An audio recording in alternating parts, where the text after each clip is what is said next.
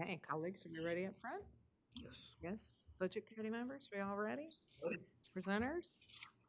Okay, wonderful. Well, welcome everyone. We will open this board work session. I guess that's what we're calling it today at 12:01 p.m. I'd just like to thank everyone for being here. I want to thank our budget committee members for joining us as we take this dive into the next piece of our financial work, looking at the Tiberius work, looking at the analysis from our staff. Appreciate you guys joining us. And I appreciate the staff. I know there's a large body of work that's sitting in front of us today that we've all been just really looking forward to having the opportunity to work through together. So thank you for all of your preparation for this meeting and all of the analysis and hard work you all have done. So with that, I'm going to hand it over to Rachel Haggerty to kick us off. All right, thank you for that introduction. We are excited to be here today for this financial work session. A lot of thought, as Aaron said, Commissioner Scar said, a lot of thought and preparation has gone into the agenda and the materials in your packets. And I want to say thank you to Deborah. She's put a lot of time in this last month as well, preparing the materials. So the energy around wanting a financial strategy and more actively managing the county. There he is. We didn't wait. Welcome. The energy around wanting a financial strategy and more actively managing the county's financial processes and county budget really started to gain momentum last year during the strategic planning process and the budget roundtables. And a lot of great work setting the foundation for where we are today was done during those processes. And today is the first of many regular work sessions that we'll be having over the coming months and beyond, where we will strive to continue to strategically carry on that work. Few notes before we get started. This is a board meeting. The budget committee members are present with the exception of Michael. He wasn't able to attend today, but Deborah and I were able to meet with him on Friday and brief him on the materials. So I'm expecting some comments from him forthcoming. So Commissioner Scar will be the chair. With a few exceptions, the focus of today's materials are on the general fund, the finances of the general fund and projects in the general fund. We have a packed agenda and a lot to get through, so we'll try to keep the conversation moving, but we also don't want to stymie conversation. So there may be things that we need to put in the parking lot to address later, or stop conversation that gets too far in the weeds because we're trying to capture some initial opinions to guide staff on what to do going forward, because there is a lot more work that needs to be done and investigated out of some of these ideas. The leadership team does not have an opportunity to provide input today because the agenda is so full, but there are no decisions being made by the group today. And so we will be, as we're looking into these ideas further, we'll be bringing in the leadership team and the executive team at various points in the process. Deborah and I will be co-presenting a 3-part agenda. The first part of the agenda being financials.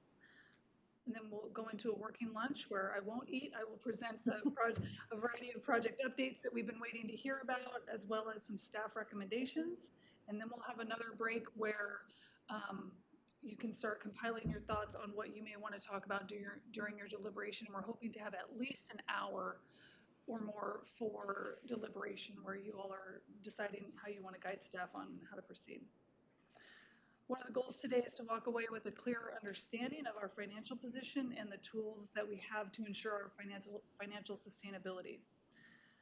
Most, if not all of us, feel an urgency to do something, and it's important that we leave the meeting with something that's an action or actions that we can come back to you for decisions on. As I mentioned, there are no decisions before the committee today, and we'll be asking for high-level direction or for direction to staff. You can see from the packet that there is too much to work on at once. And so based on your input today, we'll take those recommendations and we'll be working on priorities during the deliberation. I would expect that you'll provide some preliminary input on which ones are more urgent to you, and we'll come back with that being a little bit more vetted in what may be realistic timelines and priorities. And we do anticipate that some items will be presented at the next meeting, which we're expecting in November for decisions. Any questions on the format for today, what we're going to cover, logistics? Only one question. That was my question. I was wondering if your microphone was on. It is? Okay, thanks.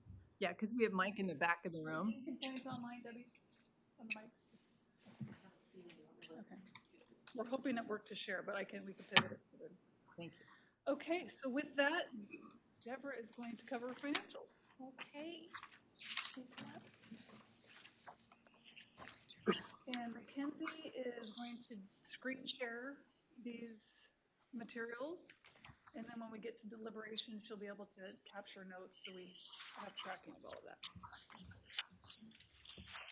Okay, first, a quick introduction and overview of what we'll be going over. So today, again, is a general fund financial position analysis. These reports provide a review of Tillamook County's general fund over a 9 to 17-year period, varying depending on relevance and available data. Hang on.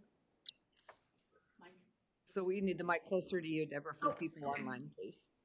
So I think, yeah, with you and Rachel, if you can just kind of, Scooch. Okay. yeah, thank you. Yes. I'm going to start over. Yes, sorry. These reports provide a review of Tillamook County General Fund over a 9 to 17-year period, varying depending on relevance and available data, highlighting historical trends, current budget performance, and long-term planning context. The sequence that we're going to walk through on these follows our revenue and expense statement that we're used to seeing within the county.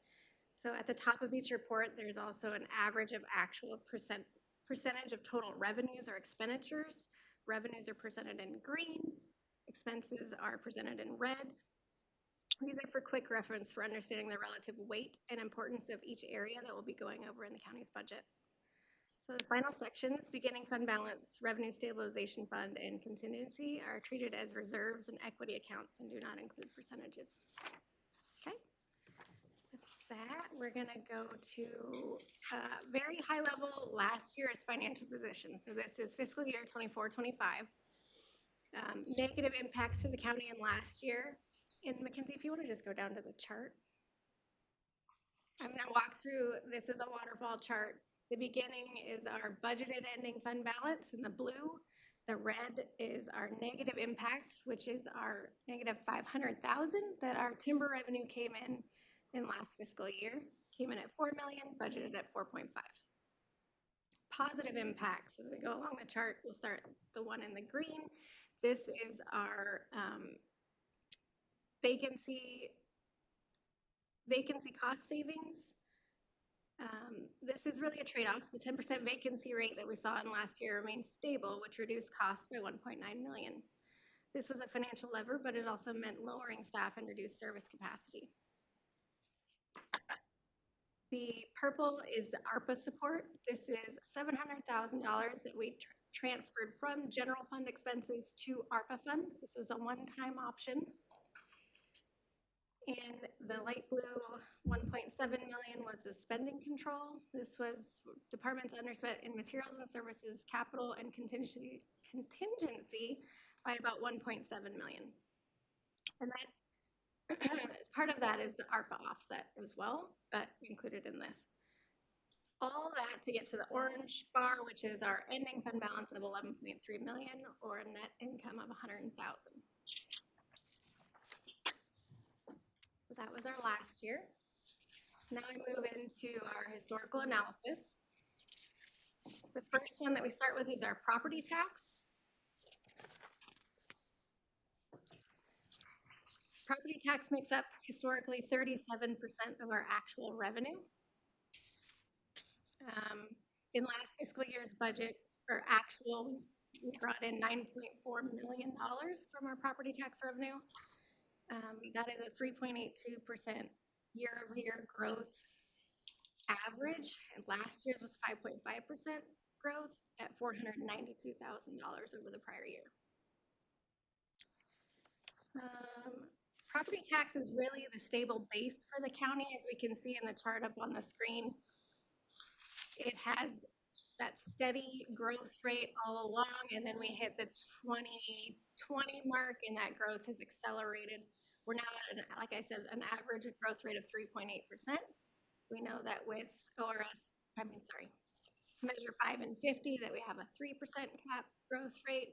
However, with our development and major improvements, we've had a 3.8% average over the last 5 years. If we scroll down, we can see just how stable this funding is for us. Only one time in the 17-year period we looked at did it ever come in below budgeted amounts.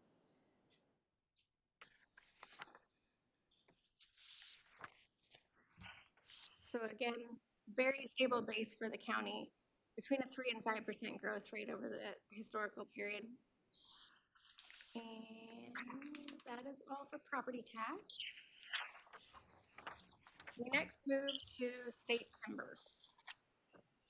So we've moved from our stable base, now we're at our high impact, high volatility revenue stream. This has historically averaged 23% of our actual revenue.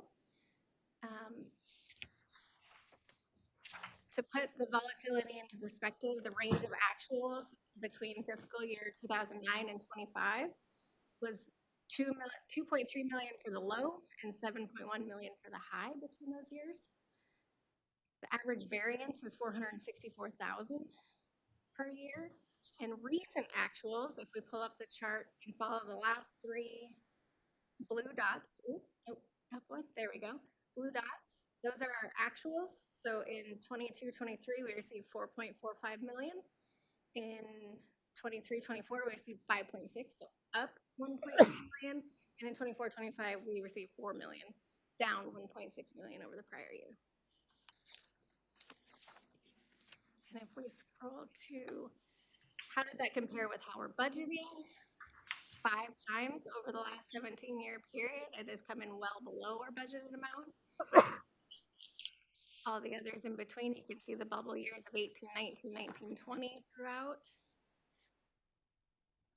Timber is an important but volatile revenue stream. Policy guardrails can ensure one-time surpluses are directed to one-time uses, i.e. reserves, capital, debt reduction, rather than being absorbed into the beginning fund balance and used for recurring operations. Okay, that is state timber. Next is our other revenue, and this is really a huge mixed bag. Of everything included in it, it averages 40% of our actual revenue in a fiscal year. We had 3 major drivers in this category, and that is intergovernmental, which is our grants, state and federal, as well as intercounty transfers for payments. There is fees and permits, which is all of our department's program income. And the green line is our interest earnings, which, as you can tell, is affected by the market and larger economy. For major revenue groupings, we went over intergovernmental and intercounty transfers. This is really a stable portion of our other revenue. Outside of 21-22, when we see some COVID relief funding spikes, it has stayed relatively stable growth between 22 and 25. Fees and permits, this is also influenced by the larger economy. We can see some jumps around in 21-22. I think this is largely with our planning and zoning. We see a jump in revenue with minor growth as we move through 2025. And like I said, with interest, this is volatile and does rely heavily on that greater economy and markets. It was minimal through fiscal year 20, and if we looked at our LGIP ratings or interest earnings during that time, we were at below 1% during that time period, and the LGIP is a good source of how the market is performing elsewhere. It is largely our #1 interest income earner.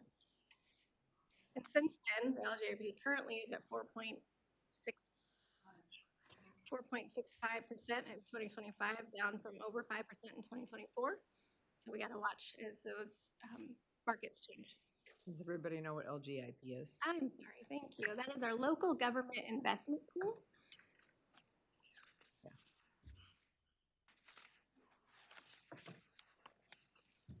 Okay, we're going to switch to personnel services. This is where we switch over to our expenditures.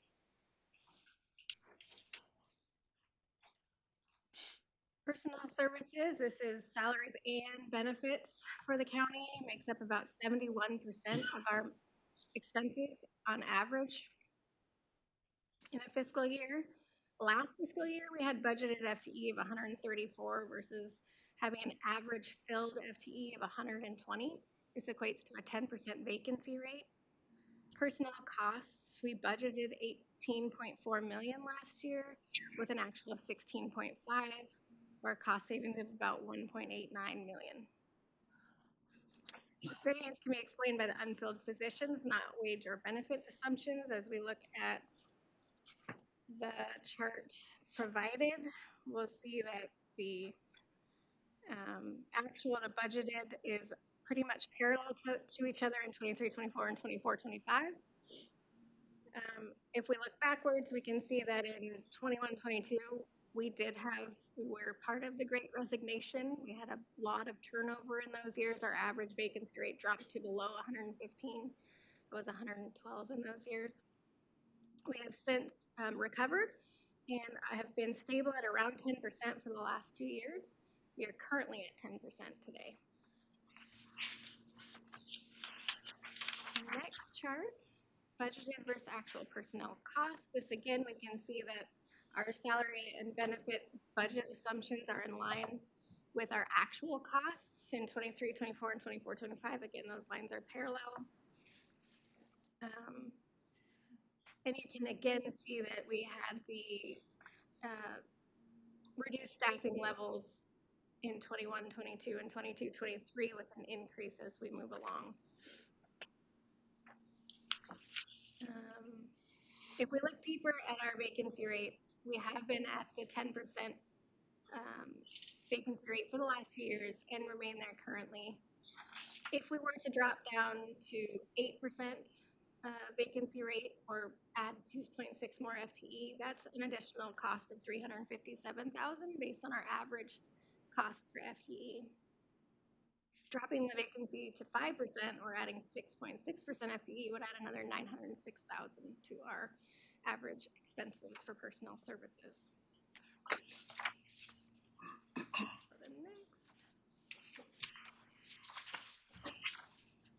The next chart has a green line showing our cost per FTE over time. This is salary and benefits. Currently in 24-25, it was at around $136,000 per FTE. We see the 22-23 drop. That was related to our high turnover levels. And since we have, as we've studied our staffing levels, we've increased our cost per FTE. The next is a breakdown of salary versus benefit cost per FTE.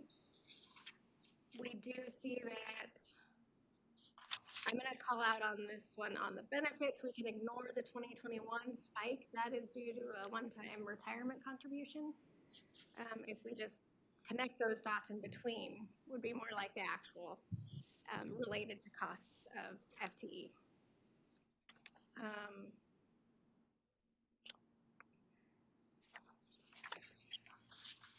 The average per person is $80,000 in salaries and $56,000 in benefits. That is a 71% benefit to salary ratio. That has come down since last fiscal year, which was at 73%, and that is due to our switch over to the PERS retirement plan.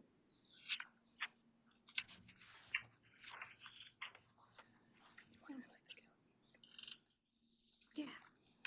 So if we compare ourselves to other counties on a total cost of personnel services at 71%, as we see on our top chart here.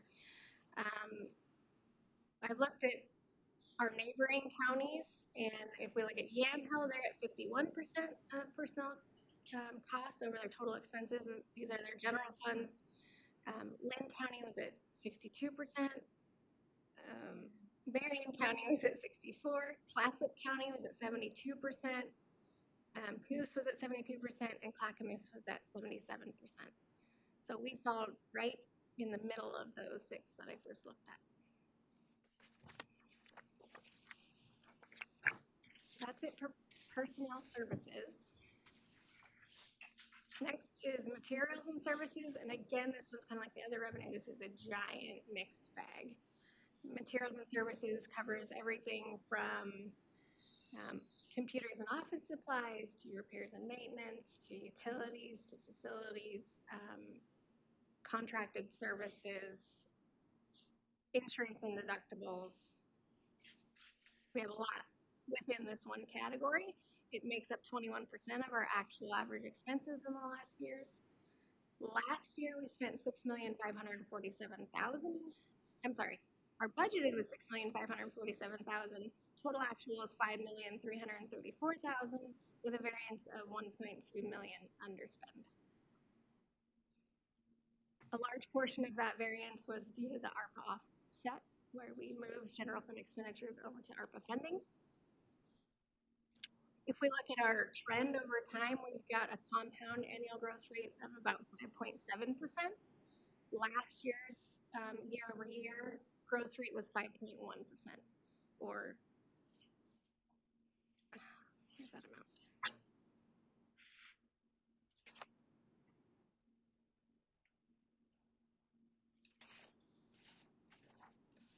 So if we look at our chart, we can see that, again, we're going to write off 2020, 2021.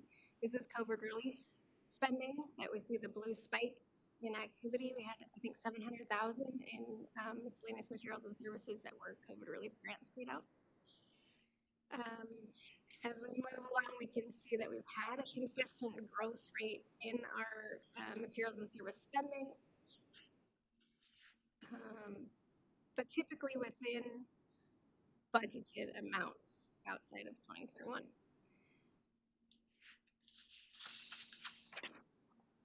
If we flip over, we can look at our top 3 drivers of our materials and services, which are contracted services, and this is a combined category of contracted, professional, and consulting services that contributes $1.1 million to our last year's expenses. Insurance and deductibles was $779,000, and computer software and licensing was $432,000.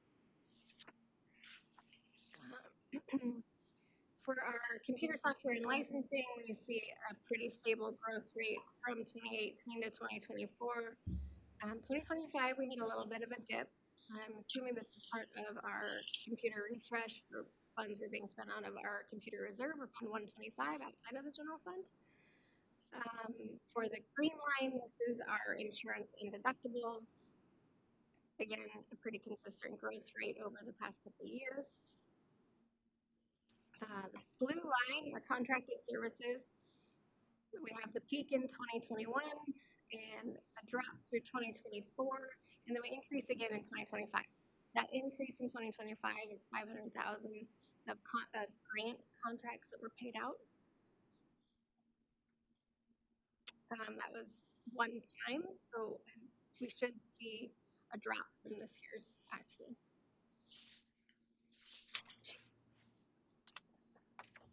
Okay, we break it down by category. So this is not just our 3 drivers, but everything broken down into 4 categories, which are facilities and maintenance. This is building and grounds upkeeping, vehicle repair, utilities, janitorial. That is the orange line at the bottom. You can see very consistent. It was budgeted at $582,000 for last year. Actual at $449,000 with a variance of $133,000. $70,000 of that was the ARPA offset. So very close to budget in the last fiscal years. The office and computer supplies is the blue area, which you can see had a heavy growth rate from 2021 to 2023. This was a lot of our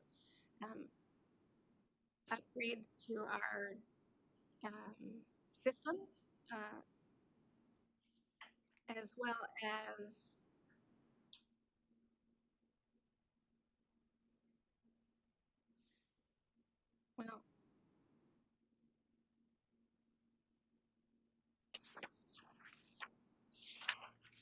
we can see that in last fiscal years, the Office of Computer Supplies budget was $770,000, actual $583,000, variance of $123,000 or 17.5%. The other category is a large green category. This encompasses a whole lot of line items within it. To name some of the top ones would be insurance and deductibles, medical services, prisoners board, inactive employee insurance, travel and training, as well as many others. We can see the spike in 2021, which is our COVID relief spending, and then as we move along, it's been a consistent growth rate ever since through 2025 when we had that ARPA offset. The final is the contracted services. And again, we can see if we ignore that 2021 peak, consistent growth rate over the years, including this last fiscal year, which was largely due to grant-related contracts. So to sum up that mixed bag is that we need to plan for that compound annual growth rate of around 5% per year on that 21% of our expenses.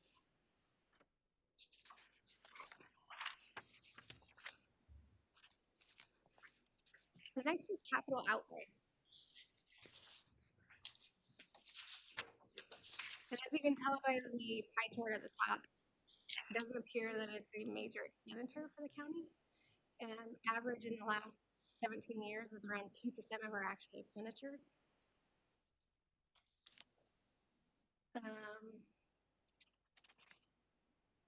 In last fiscal year, the general fund capital outlay was $164,000.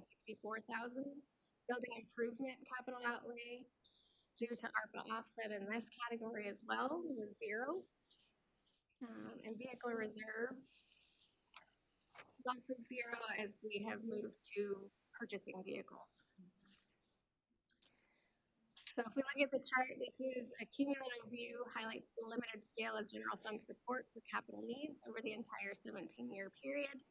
Each one of these charts, top and bottom, we see don't exceed $500,000 per year that we have either funded to our capital projects or paid out for capital outlay. We can also see as we move along in the revenue where we have spikes that were general fund transfers to our building improvement fund. And the blue line, those were the high timber years if we were to overlay those. In the expenditure side, there's not much of a trend there to see. Kind of a mess. Yeah. So as we move along, I think the takeaway on this is that there was never one year that over $500,000 was contributed or paid out for a capital outlay.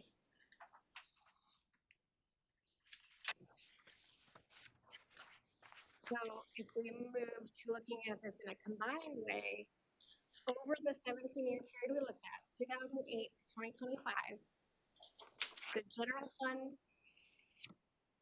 transferred $3.489 million to our building improvement or capital fund. That's $3.5 million over a 17-year period. Recent facilities assessments have come up with needs of about $13 million that you can see in the detailed table in the agenda, project implementation summary table. That 13 million, is that on top of the 5 million annual need? It's a summarized, so no, not on top of. It does. So for clarification, Deb, on the chart, it says under the large block, it says annual capital needs, but it isn't 13 million annually. It's 13 million that we need right now. Right. Thank you. And then 5 million annual. After the 13 million, it's 5 million annually. After the 13 million, it's 5 million annually. I think the 5 million was, where's the 5 million coming from? Where are you getting the 5 million? We're getting 5 million from page 1 of 3. Oh, Facilities assessment. so those were the top 3 projects that were initially identified and included in our So it's not on top of, no, that is included in the 13 million.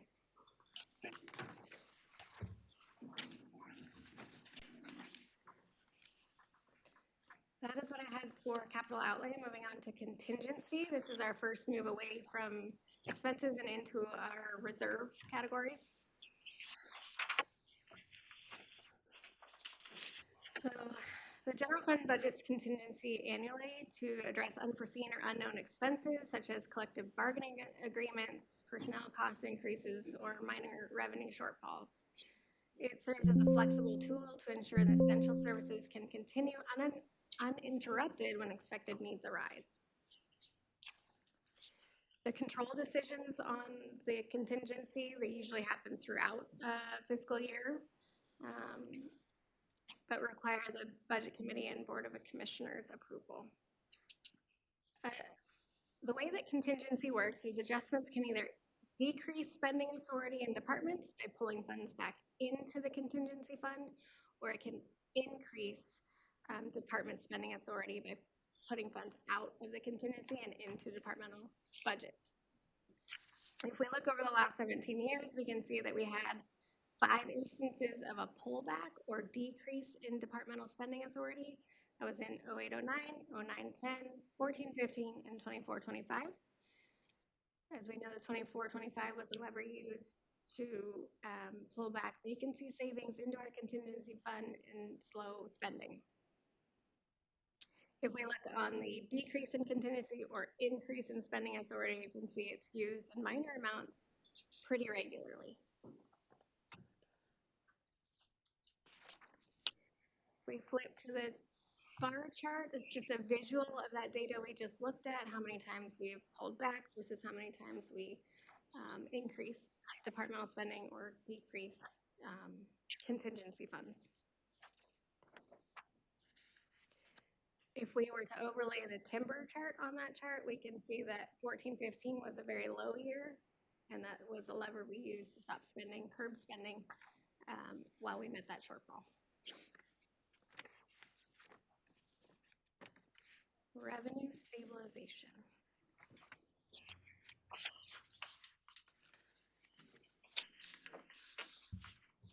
The Revenue Stabilization Fund is a budget reserve used to address unexpected deficits and economic downturns, allowing the county to continue providing essential services during periods of financial stress.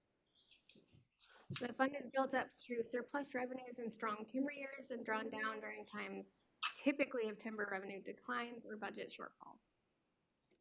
It provides a stability and time for decision-making to implement long-term solutions. The revenue stabilization is managed through the county's annual budget process and with direct oversight by the Budget Committee. Balances are set each year based on revenue forecasts, service needs, and available general fund resources. So if we look at the chart, we can see throughout all of the 17 years looked at, we have touched it 5 times in that period. It began with a beginning balance in 08-09 in this analysis of 1.9 million. We drew down in 14-15, bringing the ending balance to 1.5 million. We increased it in 2021 and 21-22 by 1.5 million, giving an ending balance of 3.2 million. 24-25 was the next time we drew down 1.2 million, and we plan to draw down again 1.2 million in this fiscal year, leaving an ending of 1.1 million, or the lowest the balance has been in the 17-year period. And you're doing a monthly transfer now. We are currently doing a monthly transfer based on the budgeted. Hence the urgency Rachel referred to at the beginning of this meeting. So this is a visualization of the chart we just looked at. This is the fund balance over time. We see where the drawdown occurred, the first drop in 2014, 2015, and the funding of it in 2020, 21, and 21, 22, and our planned draw in 25, 26, and the one that occurred last fiscal year. This chart begins at 1 million, so that drop all the way down to 0 in the chart is a little misleading. It is 1.1 million as stated on the chart. And the bar chart down below it is just, again, a visualization of how many times we touched it in that time period. Okay. And on beginning fund balance. The beginning fund balance represents the cumulative financial position of the county's general fund carried forward into each fiscal year. It is a result of planned cash flow needs in prior years' revenues exceeding expenditures or vice versa. Understanding the drivers behind this balance is critical for accurate forecasting and sustainable fiscal planning. The two most significant factors influencing the beginning fund balance are timber revenue, which we know volatile, with swings in the millions per year. Personnel budget to actual variance driven primarily by vacancies and hiring lags that lead to underspending. Other elements included influencing the beginning fund balance are the revenue stabilization transfer funds, the ARPA funding offset in 24-25, though at a smaller scale, and both of those for limited time periods.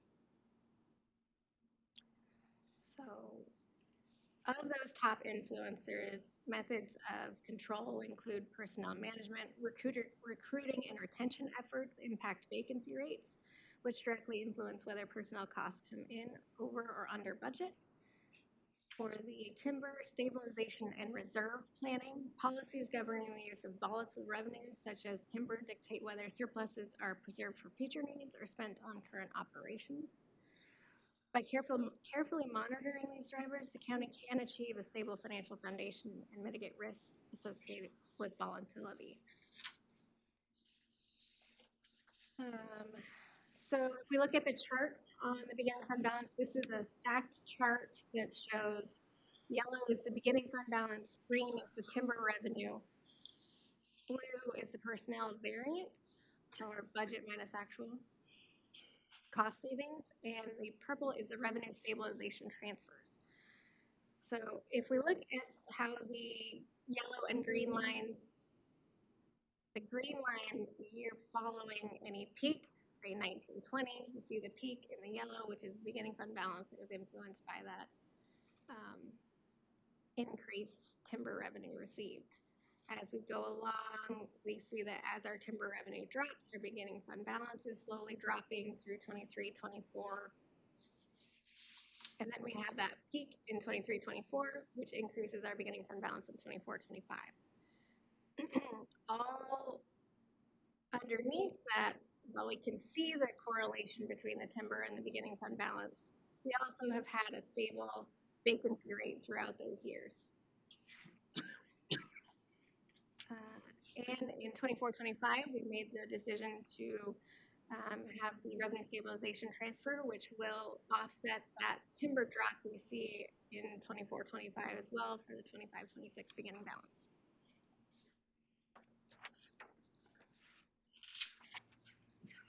So if we were to put these on a chart, main drivers of beginning fund balance by their influence, we can see that timber revenue has a very high influence, low predictability. Personnel variance, high influence, high predictability. Revenue stabilization has and ARPA transfer funding, moderate influence, low predictability as it's a one-time and temporary. Materials and services has a low to moderate influence, moderate predictability with our growth rates.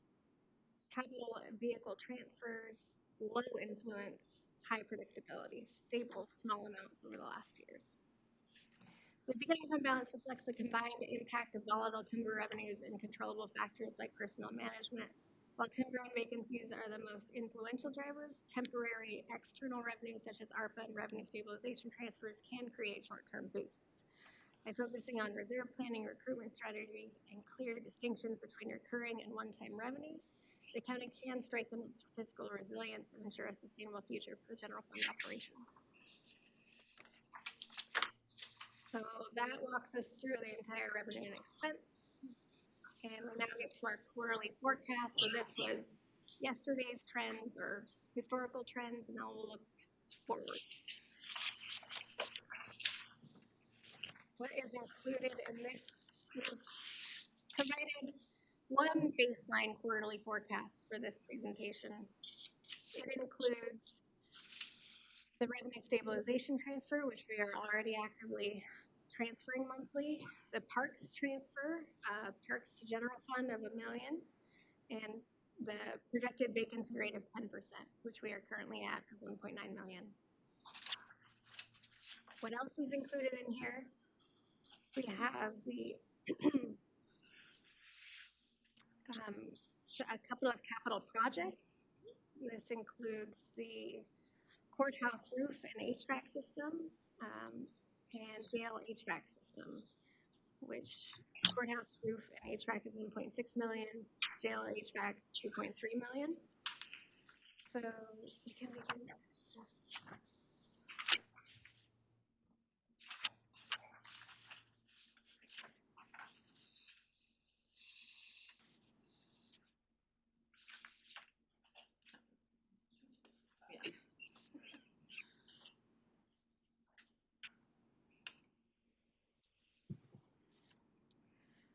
While that pulls up, we also have another annual recurring influences within the quarterly forecast. There's a PERS retirement savings, which we've already seen a little bit of when we were looking at the benefit to salary ratio. Annually, we expect that to save us around $311,000 as we move forward. We do expect vacancy rate savings to continue as we roll forward in this quarterly forecast assumptions. Deb, that's what I asked. Now, you don't have to answer now, we can answer later, but just regarding PERS, I mean, I've been reading a lot about that rates are gonna go dramatically higher because of the problems they're having with their investment. Have you heard anything about that? Has that been considered at all? Okay. I have not, no. We had a minor increase in this fiscal year, very minor in the PERS, so we definitely haven't felt it yet, not included in the forecast. Thank you. Yeah.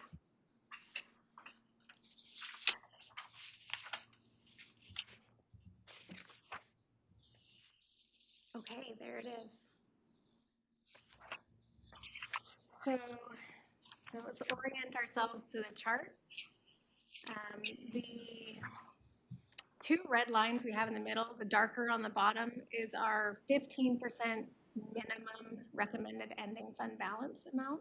So that's 15% of our expenditures per year, and that's a GFOA best practice.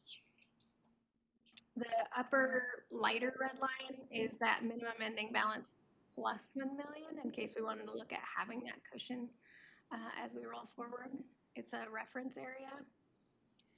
The yellow triangle on the left is our actual ending for fiscal year in 25. And as we can see, we landed right in our forecasted zone of between 10.1 million and 11.7. We landed at 11.5.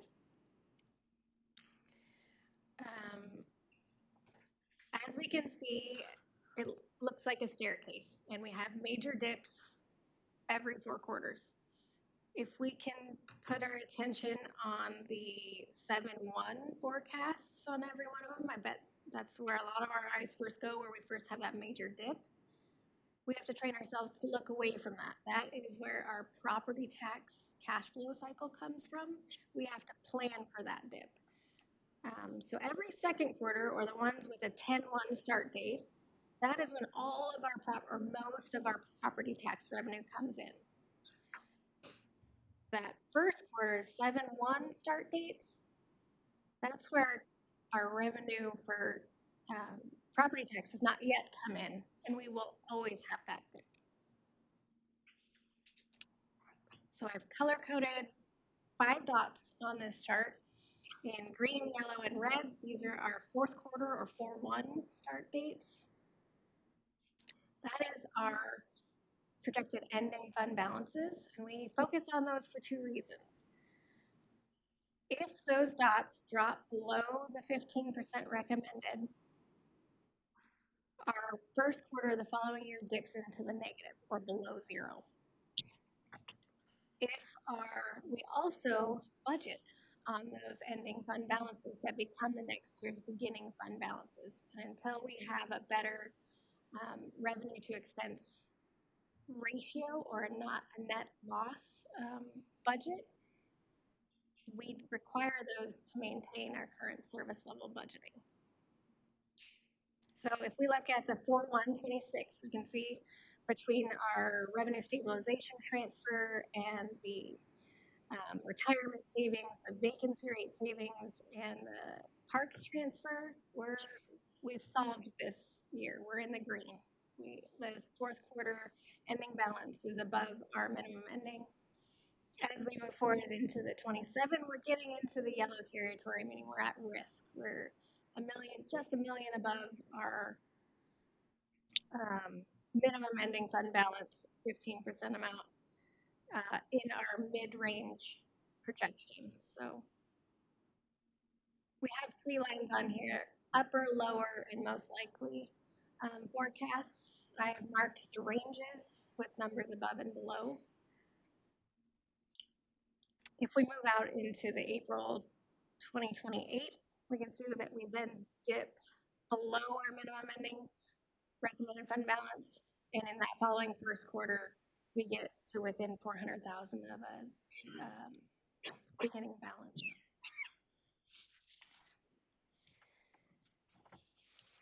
So, what does all that mean? What is the amount that's driving that balance down per year?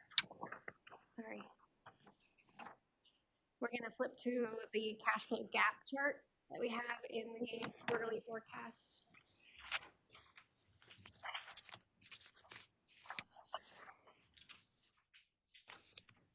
In this fiscal year, 25-26, we do have a planned beginning fund balance use of 1.1 million.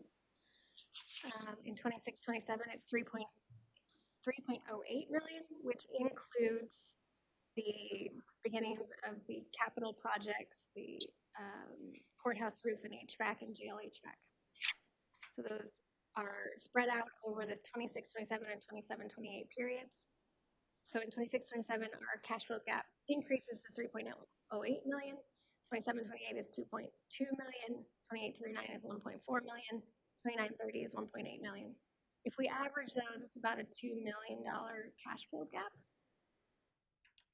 Although if that is to our minimum ending recommended fund balance. So if we wanted to reach that plus million, we have a $2 to $3 million cash flow gap based on this baseline quarterly forecast. So these projections represent preliminary modeling and do not reflect final decisions or strategies.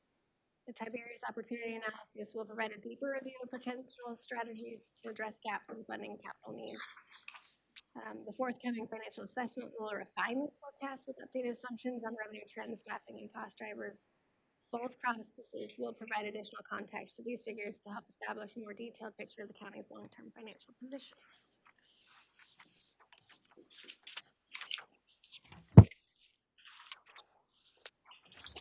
Question.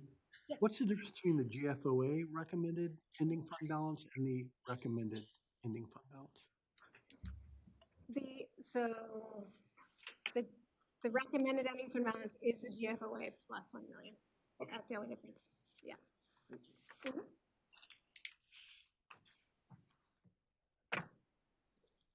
Okay, with that, I will, in the short-term outlook, overall revenues and expenses are tracking closely with prior year trends and within budget expectations. Again, note that we are transferring currently actively 1.2 million from the revenue stabilization to the general fund. The long-term outlook, as we just said, $2 to $3 million cash flow gap. Upcoming compensation adjustments, facilities decisions, and capital financing choices must be monitored closely for both short-term and long-term impacts. This gap also notably does not include any expenses associated with the BLM purchase and renovation.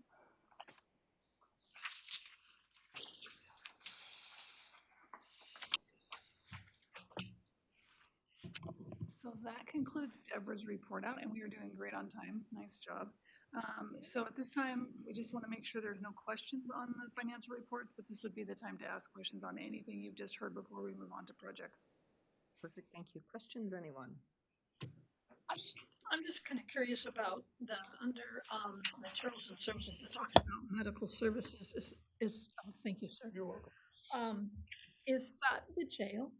It is.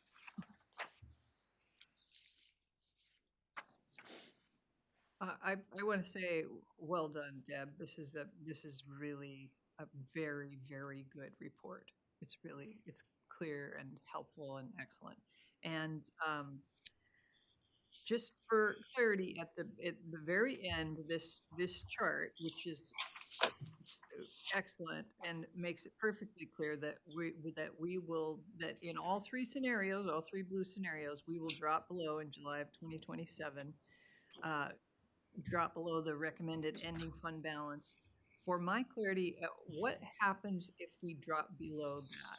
Does that mean that we don't have enough money to pay the bills? What actually happens? So in July, that's the time period we plan for.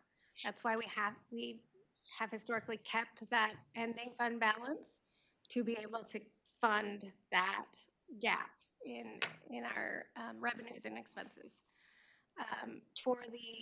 If the April or ending fund balance of every fiscal year drops below that ending minimum fund balance recommendation, that is when we do not have the funding or the resources to budget at the level that we have or continue operations at the level that we have.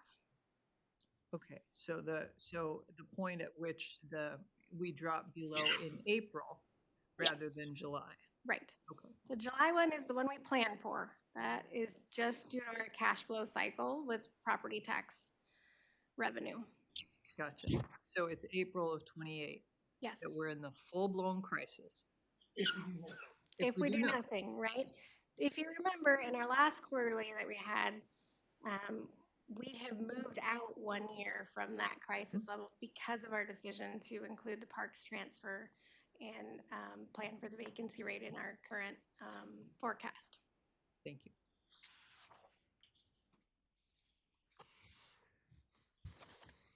Just gonna add, when you get to that point, So we need to get a microphone for Mike, or the people online are gonna miss his wisdom.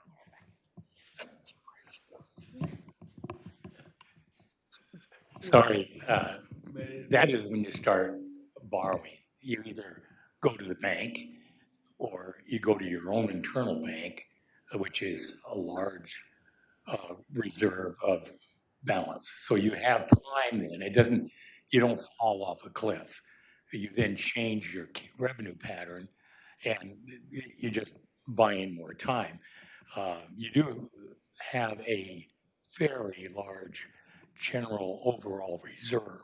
So you probably wouldn't go to the bank because you could probably do it cheaper. But at some point, you do go off a cliff. And that's probably, I don't know, 5 or 6 years after you drop below it. Thank you. Excellent.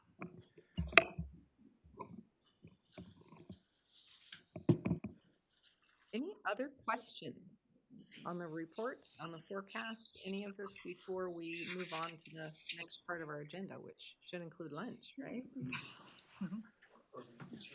I could maybe start. Ice cream. We have priorities, okay? No other questions. Lunch is always a priority for me. Okay, if there are no other questions, I would again repeat the thanks for all of the work that's gone into this presentation.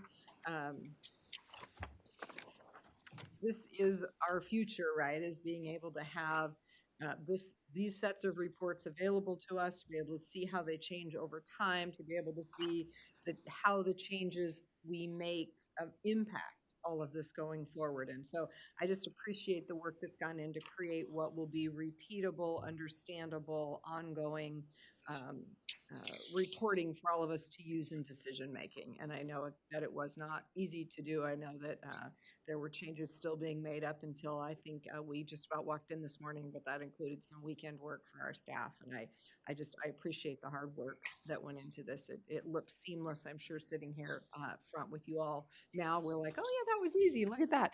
But I know it wasn't. So thank you for that hard work. Well, we met our goal, if that's how it came across. Yes, it did to me anyway. Yeah. So are we ready then to take a quick pause and grab our lunches, or are we still waiting for our lunches? Okay. They should be here within 4 minutes. Okay. Within Do you want 4 me to minutes. start? Go ahead, just, because I know. So, sure, if it's easy to do a start stop, yes. think If it's so. not, then Yeah. we can just take a break. So whichever It's way. up to you. I can do whatever the committee would like. Do you want a bio break? Why don't we do it that way? Let's go ahead and take the bio break. Please take the bio break first, and then on your way back, hopefully you'll be able to grab your lunch, and then we can get Rachel started at her part on time. So we will recess, I guess. We have to be this formal. It's a workshop. Yes. Sure. Okay, we will recess this workshop at 12:56 with an intended return at, what time were you thinking? My agenda doesn't have There's no time. times. I don't know, 5-10 minutes. So let's go with an intended return at 1:05. So, all right, we are recessed. 8 minutes. 8 minutes. That's assuming lunch is here. If not, we'll get started anyway, and then they can hand us lunch. My tea isn't making you sneeze, is it? Oh, no, it's oh, because I was like, oh dear, I didn't even think about that. It's a pretty strong. No, it smells great. Okay. It's not, or Debbie's not quite ready to back. Well, there's pork base. Okay, so we're ready to back. We will reconvene this meeting at 1:07. Please enjoy your lunch. We will keep the cameras on Rachel, right? not So eating. we can all eat. So I guess Deborah can't Yeah, eat just either. scoot over there. So we can all eat without being seen. So take it away, Rachel. I will eat during your deliberations, so the cameras are on There you. you go. Okay, moving into some project updates. Regarding employee compensation, we are in the final weeks of completing the job classification study and the compensation and pay equity study. We are actively bargaining with 2 union groups, AFSCME and Teamsters, the sergeants part of Teamsters. The sergeants have unionized, they unionized earlier this year, and so we're bargaining a new contract with them. All other employee groups are also part of the studies. And if you take all of the proposed COLAs, market adjustments, reclassification, benefits, everything for total compensation that we're expecting to pay in 25-26, it's a total of about $1.8 million. Questions on employee compensation? I'll pause as I get through each category if you have questions or you want to ask them. For that- Because you're eating. Hold it right here. So for that 1.8 that you're talking about, that's an increase of 1.8, or that's just the total to be paid? That is just the total. We know there's some savings, but we don't assume that's how it's going to be funded. Mhm. Correct? Yeah. So that's just the total cost. Okay. That doesn't suggest we don't have that or we haven't saved for part of that. The Tiberius Opportunity Analysis, this is the work that they did for the county to evaluate all of the ideas that were born out of the budget roundtables last year. And you have the handout for this report, which is finally public. The evaluation attempted to understand the potential benefits and challenges of each of the options the county gave them to support the county's prioritization of the actions that we want to proceed with. Tiberius evaluated 30 revenue generation strategies and 21 cost reduction strategies. They applied 6 evaluation criteria to all of them.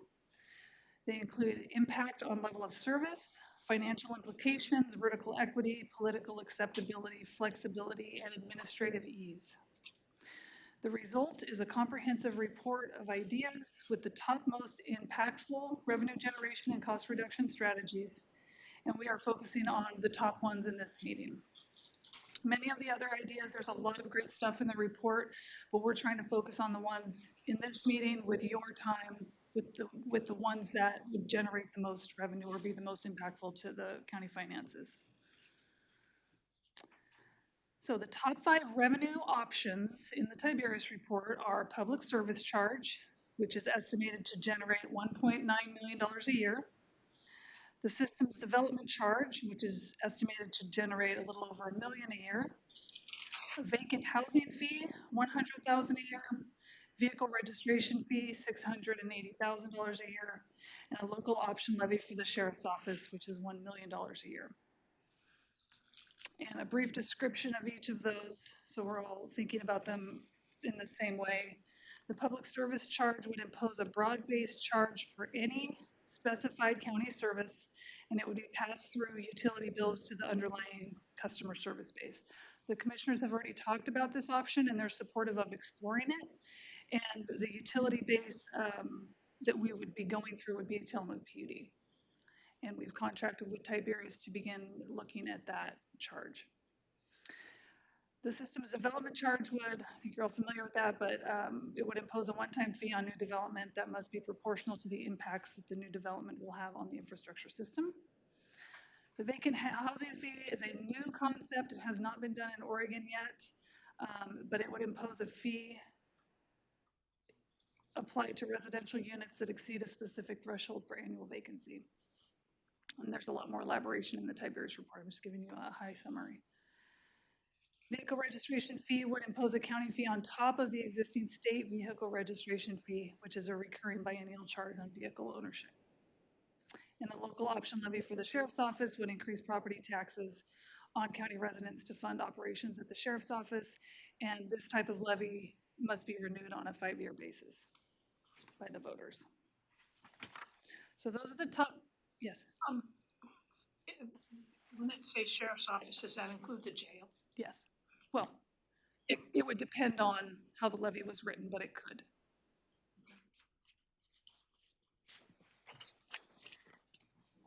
Okay, so those are the top 5 identified in the Tiberius report. 2 other strategies that are in the Tiberius report, but not in the top 5 that the board has approved implementing is the utility permit fee, which is estimated to generate $50,000. These are fees charged to utility providers by the county to recover costs of issuing permits from work completed in the right-of-way. So staff is currently working on that fee. That does not mean that the board has made the final decision on that, but they are more supportive of moving forward with that one as opposed to the public service charge because there's more unknowns. Similarly, the solid waste and recycling franchise fee estimated to generate $150,000. The board has approved implementing that, and staff is working on fleshing out what that scenario looks like. Fees are paid to the county by private utility companies for the benefits received from the use of public right-of-way and or the exclusive rights to provide a utility service within an area. Rachel, that's just a fee to the franchise holders? Yes, yep. Then we have the top 5 cost reduction options in the Tiberius report. And those are self-explanatory titles. I won't elaborate on what those are, but they are the long-term financial plan, deferring capital expenses, delay filling open positions, freezing salaries and wages, and furlough days. I want to just reiterate, just because they're listed here doesn't mean we're recommending them. It's just for the data point out of the Tiberius report. To further the development of the long-term financial plan, we've contracted with Tiberius to conduct the financial assessment. The scope of work is listed here with the timelines. They're doing data analysis, a policy audit, forecasting future changes, and we're hoping to have a final report in December. And that's one of the last pieces that we need to put together the pieces of the financial plan that we'll end up hiring a contractor to complete. Questions so far? Okay, moving on to facilities. I'll start with the deferred maintenance. So you have a handout table with the McKinstry priorities and some explanation of what's going on with the courthouse roof.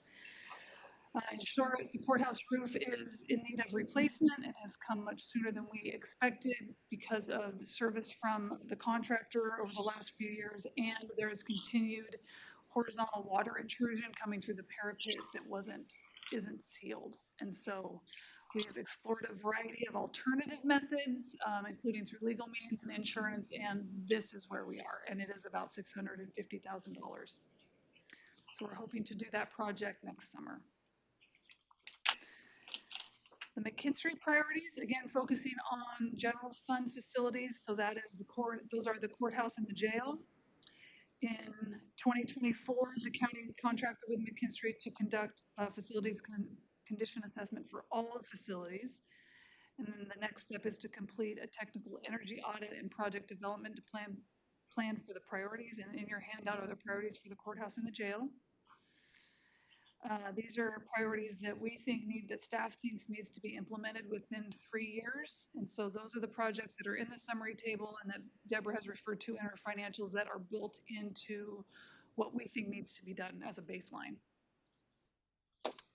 And there are millions of dollars of additional deferred projects in those reports. So we're just presenting today the top priorities. In another handout, you have a summary of the courthouse space needs assessment and the BLM property purchase. The county has completed the space needs assessment after trying to seek solutions over the last 25 years to resolve our courthouse space and security needs. We attempted to purchase the BLM building last year, and that was for court purposes. The building didn't meet our size requirements. We would have ended up having to build another annex out there to accommodate the court system. And so upon conclusion of the space needs assessment, it was determined that we needed an additional 13,000 square feet. Coincidentally, truly coincidentally, the building is 13,000 square feet. And so the board, the report for the space assessment isn't included in your packet because it's not done yet. So I prepared a summary so you had the bottom line information that's coming out of the report. But the board has affirmed that it agrees with the assessment that we need 13,000 square feet, that the court system and supporting county departments like DA, juvenile would stay in the county courthouse, and that central services departments would be relocated into an annex. And those departments are the Board of Commissioners office and its meeting room, Human Resources, Treasurer's office, and facilities and IS are also part of central services, but because of how integrated that they are into the courthouse, they're proposing that they stay in the courthouse. There is room in the BLM building for other county departments like veterans, clerk, assessor, but we're just not sure which departments are best to go there. So if the BLM building is purchased upon additional planning, we would determine which departments would be relocated. So the BLM purchase and sale agreement is signed.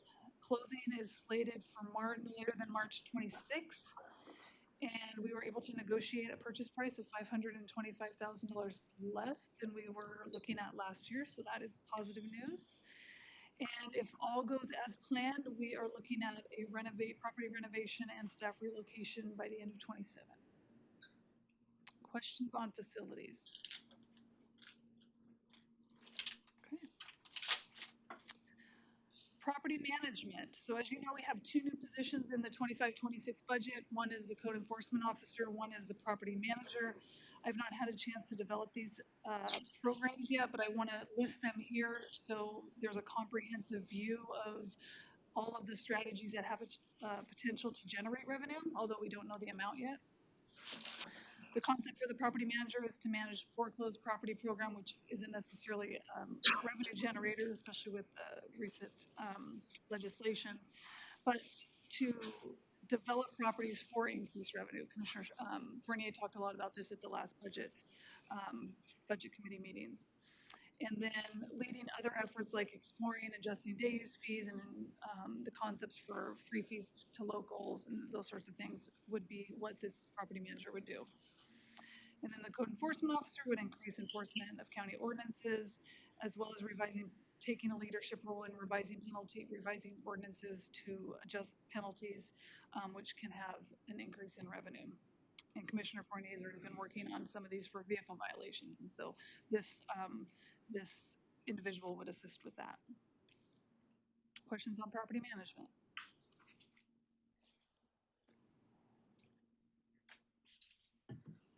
Transient lodging tax.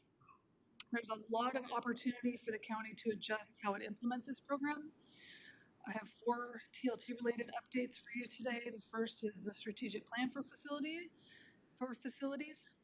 NAN has convened the Tourism Advisory Committee and they've ranked over 100 project ideas, which is a pretty remarkable feat. These ideas have been pulled from a variety of past planning efforts from the county or the community. And the goal is to have a prioritized list of projects, not just a list of projects in various reports that aren't prioritized. And so that list will soon be coming before the board to rank the top ones that we can work into a strategic plan.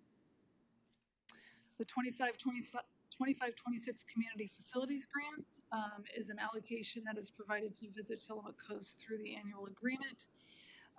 It's $400,000 this year. It has not yet been advertised, and given the fluidity and uncertainty about how we want to use the TLT funds, the board may want to consider holding off on spending those funds on the grants this year. So that'll come later at a staff recommendation.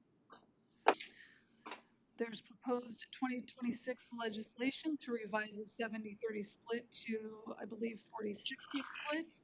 The 25 legislation did not pass, and so we're expecting the 70-30 to go to the 40-60, which would mean that the county would have 60% discretionary use over the TLT funds instead of 30%. And our ordinance, I think, would have to be revised as well, potentially. But I don't know if you have any other updates on legislation that you may know about, commissioners.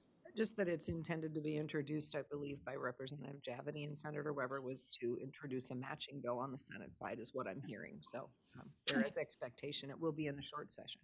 And the timing, that when would that be The introduced? short session is February, essentially. So Okay. we theoretically, we should see those bills drop, I think, in November, maybe is the first deadline, Okay. if I'm correct. That's the one I was Yeah. wondering about. Yeah. Okay. And then the Tillamook Coast Visitors Association agreement. Since 2019, the county's, since 2019, they have been operating under an 8-year umbrella agreement with the county, and their annual allocation is provided to them through an annual amendment following the budget process. That agreement expires in June of 27.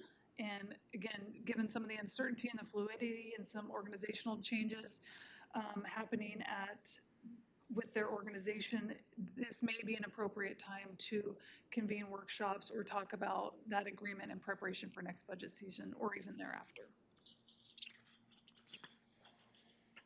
Okay, questions on TLT? What's the current contract? How much do we give PCBA? I think it's around 2 million this year, I think we gave them. Yeah.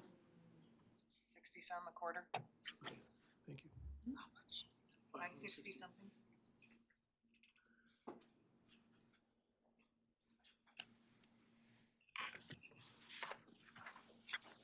So, Rachel? Yeah.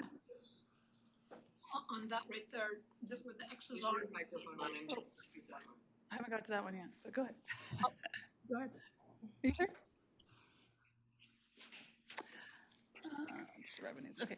So I've summarized all the projects in the tables just to try to give a sense of the financial impacts of the revenues and expenses related to these projects and where they may fall in an annual cycle. Again, this is not meant to imply that we are recommending these. It's just a snapshot of data that we've learned, and it's in a table.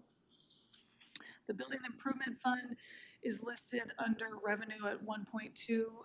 It is not actually revenue, that is money sitting in that fund, but I wanted to put it in this context because it is money available for the facilities projects, but it's not recurring revenues because it's supported by the general fund. Was that your question? Yeah, I was just wondering if the X's meant recurring. They can be it's yes and no. I mean, some like the facilities grants awards, that has typically been recurring, so you see it in every year. Other ones like the courthouse roof, it's one time. It's just where I estimate the expense would fall, which fiscal year the cost would be incurred by the county. So it could be one time or recurring. Questions on the table? Oh, we can go to the expenses too. I wasn't going to go through these line by line.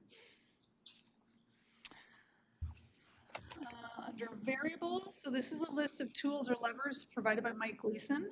As we grow in our active financial management, this list is meant to be a reminder that we have a lot of options at our disposal to manage our budget. And I'm not going to go through all these, but just a reminder that we have a lot of tools, and some of them we're talking about today. Okay. So that is all the financial reports and project updates. I'm hoping you have a clear understanding of our financial position and our current and future project needs. So what do we do with all this information? We have captured recommendations that have been discussed in recent months, as well as some of which may already be underway, but maybe haven't been captured appropriately in a board decision or document. And we've developed some new recommendations for your consideration. After presenting the staff recommendations, there's a space on the agenda to hear any new ideas from the committee members before we go into the deliberation. So for staff recommendations, this section is grouped into two parts. One is under a board order for the FY 25-26 budget philosophy and policy. Staff believes that the items in this section are pretty much ready to go. We've probably talked about them before, or you're aware of them. And while we're looking for discussion today, we think that in November, these could be in a board order ready for a board decision. So starting with the philosophy, and then these aren't wordsmithed exactly how they would be in the board order, but you'll get a sense of what we're asking, what we're recommending. So the philosophy, which came from the board in March of 25, is the Board of Commissioners have established its goal to be fiscally conservative, increase technology where it increases efficiency, designate one-time money for one-time expenses, and when contemplating reductions, consider personnel reductions last, and vacancy refilling strategically and timely. The board has an expectation of management. County leaders are expected to take a comprehensive and proactive approach to ensure the overall health of the county budget and its operations. Communication strategy. The County Budget Committee leadership team, employees, and unions will receive regular communication regarding county financial matters. And reporting. So there's been a desire by the board for a while to receive regular report outs, like you heard from Deborah a little bit ago. And we are proposing that we get these meetings on calendars. We have quarterly board work sessions with the purpose of information sharing, education, and deliberation and budget adjustments. And we understand that there are certain times that it would actually have to be a budget committee meeting to make those adjustments, and we would do that accordingly. We propose that these meetings occur after we receive the timber revenues, because there's always a lot of questions about how much have we received, and there's forecasting. And if we have meetings after August 10, November 10, February 10, and May 10, we would know what those are. Additionally, having monthly board and leadership team meeting report outs, probably not at the depth that you saw today, but maybe a summary of changes. So county leaders begin to get familiar with and can speak the language on what we're talking about when we're talking about finances. So when we get into these work sessions, it's not educational. We're diving right into the materials and talking about decisions and how to manage the budget. And so the leadership team is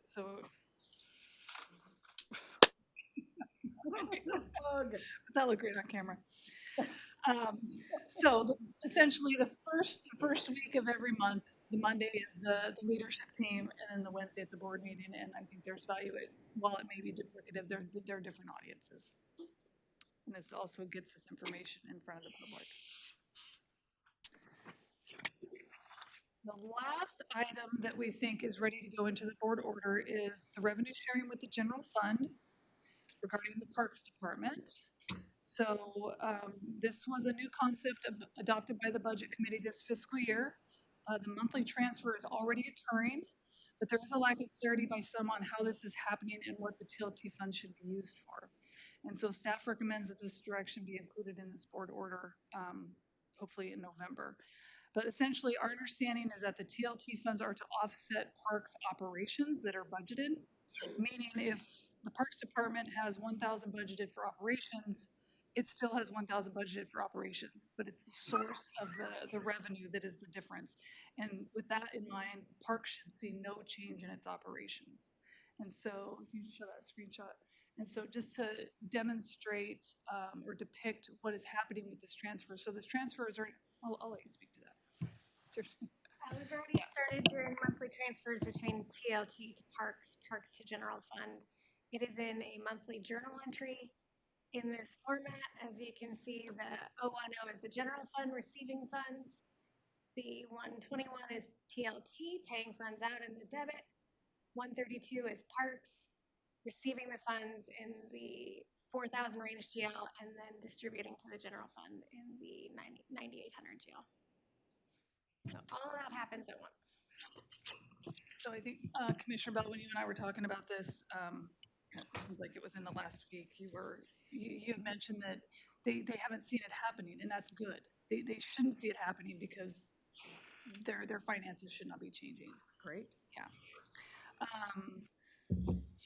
So any questions on this?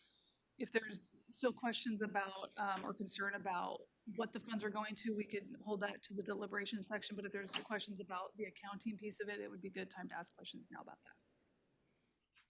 that. Okay, so that concludes the staff recommendations for the board order.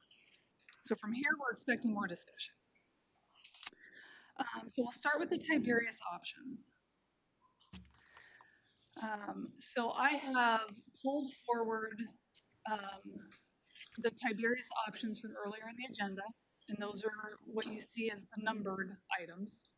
The transparent bullets are other items that were in the Tiberius report that we're starting to work on already, but they're not in the top 5. So those aren't typos, those are intentional numbers and bullets. Let's see. So as previously mentioned, the board has already discussed implementing the utility permit fee, solid waste recycling franchise fee, so I won't go into those anymore. And similarly with the public service charge, there's a lot more work to do here. Tiberius is working on that, and there'll be more conversations as we move ahead. And none of these are decided at all on whether we're moving forward, but I would encourage the committee to be open to exploring as many alternatives as makes sense to the degree that there's staff capacity to do that. And that's a later conversation, because it's going to take a lot of time to sort through what all of these mean. The public service charge alone is going to be months before we can even bring anything to you that looks like a strategy. And just not knowing what changes are ahead of us for all of our changes, we want to be able to have tools to pull off of the shelf. And so we don't want to be 2 years from now wishing we would have been looking at any of these options. So I just encourage you to keep an open mind and explore any options that you think are feasible. But it may be feasible, but you don't want to do it now, and that is completely okay. So starting with the systems development charge. So actually, let me back into that. So number 5, the local option levy for the sheriff's office. That one is struck through because staff is not recommending that. We understand that there's no political appetite to proceed with the local option levy for the sheriff's office, given the TLT election and the radio bond. So I think it's a great option. I think politically it's probably not the right time. So we're not recommending proceeding with that at this time, or proceeding with exploring that. Number 2, 3, and 4, the systems development charge, vacant housing fee, and vehicle registration fee. These are feasible options that do generate reasonable revenue, and we would request that the committee consider whether it wants staff to explore these options further. Moving down to the indirect cost allocation and fees, the Treasurer's Office is already working on modifying that. So that is in the works. And fees, we talk about fees a lot. Departments are individually doing a pretty good job of bringing changes to the board, but there is no concerted effort. There is no long-term vision, and there is no philosophical strategy around it. So there are lots of services that the county is providing. Should we be providing those because we get property taxes? Or should we be charging a fee because property taxes don't cover the cost? So philosophically, that's a big discussion that we need to have before we get too far. And so we're proposing that we dive into that. Questions so far? I don't have a question on that, but I have a comment. Should I save it? Is it ask me? Well, just ask it. Oh, And I'll it- see where it well, fits. It's a comment. I was just gonna say that I agree with you completely that we need to work on this, and I don't know what potential it has for generating more revenue, but certainly some. But it's bothersome to me that we don't have a consistent process. We have different departments doing different things that are difficult for us to justify because they're not systematic. Yeah. They're not. We can't tell people this is going to systematically, this is our baseline, this is what it costs, it's going to systematically rise at 1% a year, whatever. We don't have that at all. So we're kind of just, approving things as they come to us, and I think we could do better. I agree. The whole purpose of all of this is to not just do something because it's presented to you. It should be strategic. Yeah, I agree. Okay, moving on to revenue sharing to the general fund. Again, this is a strategy that is generically in the Tiberius report, and we've been developing specific alternatives that apply to that. So we've talked about the parks, which we're doing. And then here we've added 2 additional concepts. One is a TLT transfer to the fair. So just like we are doing with parks, the fair is a tourism-related facility. In theory, from a TLT standpoint, we can do this. There is more to look at here because the fair is its own entity, the legalities of doing that. Their account isn't tied to the county account, so there's some other things to explore. But conceptually, this we think that this concept has merit and would encourage the board to allow staff to explore this. And it would yield, again, more general fund revenues like we are with the parks 1 million transfer.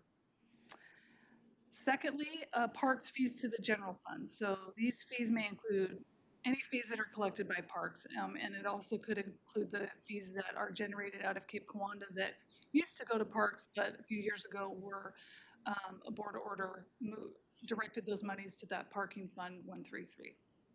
So I would include those in this bucket as well. And so all portion of these fees would go to the general fund, and then TLT would support whatever that offset is.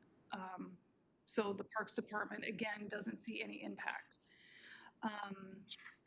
This is essentially an expansion of what we are already doing. And with Cape Kiwanda, if those funds went to the general fund instead of 133, TLT could also subsidize those efforts. No one wants to negatively impact the fair or park operations, but staff thinks if we can adjust how the operations are funded and improve the general fund financial position, it is worth exploring. There are a ton of questions about how this would work and the legality of doing so. Staff is just asking the committee if it is interested in exploring this strategy. I will stop there before I move on to the cost reduction option recommendations.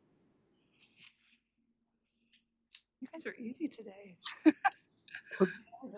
You're deliberating. Okay. We know we're going to go back and talk in depth about all of these, so. But you don't have clarifying questions, so that's good. You understand what I'm saying. I don't know if it's a clarifying question, but I would wonder if there are additional tourism-related facilities like parks or the fair that we could, I don't want to use the word take advantage of, but we could use to our benefit with TLT funding. Are there other entities that I'm not aware of? Potentially, I didn't think about it that deep, but I would say potentially I would also add under the TLT transfer to the fair, there's a section that says not feasible now, Public Works Health Building. That was also looking at other ways to share, kind of like we're doing with TLT, but TLT wouldn't apply to that. But for a variety of reasons, we are not looking at those now. But I think in the future, we could. But I think if we look at this, I think looking at other TLT facilities would be a good addition to this recommendation.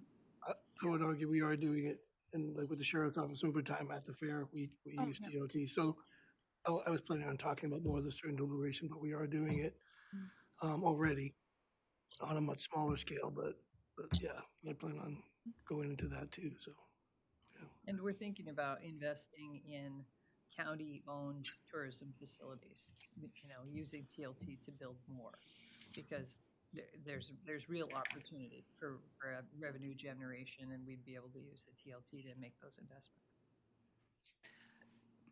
The board feels so strongly about that, it was added as a criteria to the TAC rankings. So as you're familiar with, Ken, the TAC rankings have been off of the Future IQ criteria, and we added a new one, the ability for the project to generate revenue for the county. Okay. Cost reduction options. So these are all Tiberius. This is the Tiberius list. So the long-term financial plan, all of the work today and the financial assessment work that Tiberius is also doing, we are hoping over the next several months and maybe in spring, we are working on a financial plan. So that one is moving ahead. Deferring capital expenses, this one is struck through because staff is not recommending deferring any more capital expenses. If you took anything away from Deborah's report, it is we have not invested in capital expenses over a very long period of time, which has led to our high value of deferred expenses that is sitting before us. We know we can't do everything that we need to do for facilities that are deferred, but this strategy aims to start chipping away at that. So while we will literally still have deferred capital expenses, at least we are starting to chip away at that, the amount of those expenses.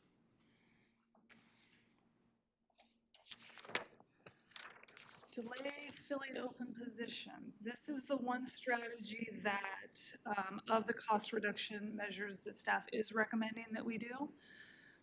And this is where the recruitment process framework handout comes in. I'm not going to go through that handout, but that is a attempt at providing the committee with a strategy to implement that. And there's a lot of work that still needs to go into that. We need to talk with the executive team, the leadership team, further conversations with HR. But as Deborah shared, the vacancies are one of the two most significant factors influencing the beginning fund balance. And we know that we underspend annually from vacancies that are naturally open. But if we are intentional with filling the vacancies, we could increase that expense reduction. That's a mouthful, but I think you know what I'm trying to say. So let's see. So there's more to discuss here, but in general, does the committee like the concept of intentionally delaying vacancies, increasing the HR efficiencies, and this is discussed in the framework, and adding in position justifications, which is not something we do now. And I'm happy to go into that further. I don't know if it's appropriate just to kind of gloss over that, but maybe I'll leave that to deliberation. We can dive into that more if you'd like. Staff does not recommend freezing compensation or instituting furlough days, and those are struck through. Okay, on to. May I? Yes, yep. What I think is worth noting, I think it's worth noting that that we hear, at least we, but probably all of us, we hear regularly, well, the county should just tighten their belts. They should just be more conservative in their budgeting. They should just live within their means, et cetera. I hear that stuff all the time. And what this says to me is that Tiberius, who we contracted with to help us with the financial plan, they offered a very short list of cost reduction options, most of which we either can't implement or we have been implementing for a long time, like deferring capital expenses. There's really two things: the financial long-term plan, which we're doing, which is excellent, and delaying filling open positions that are optional for us. So it's noteworthy to me that our cost reduction options are very limited, but luckily for us, we have a lot of creative revenue generation options. Thank God.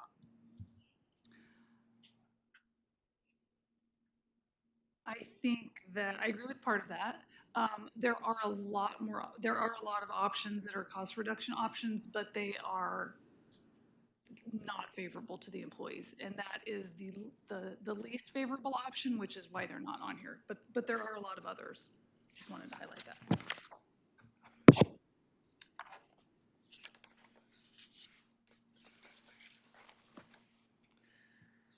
All right, deferred maintenance. So I have lumped the deferred maintenance and the courthouse expansion, which includes the BLM renovation and relocation, because similar types of funding can support that work, and there's millions of dollars here. So there's just a list of different ways that we are going to be exploring to fund the deferred maintenance and courthouse expansion. We aren't going to be able to write a check out of the general fund tomorrow for millions to do this work, and so we're going to be exploring financing packages and other creative ways, which we may not have seen before. And then once we get through that, we're proposing that we create a capital improvement program that ties these projects together, including the longer-term McKinstry priorities that are in your packet, but they weren't listed here as the top priorities for the next 2 to 3 years. Property management, so these strategies are budgeted, and some of this work, mostly the county ordinance revisions that Commissioner Paul.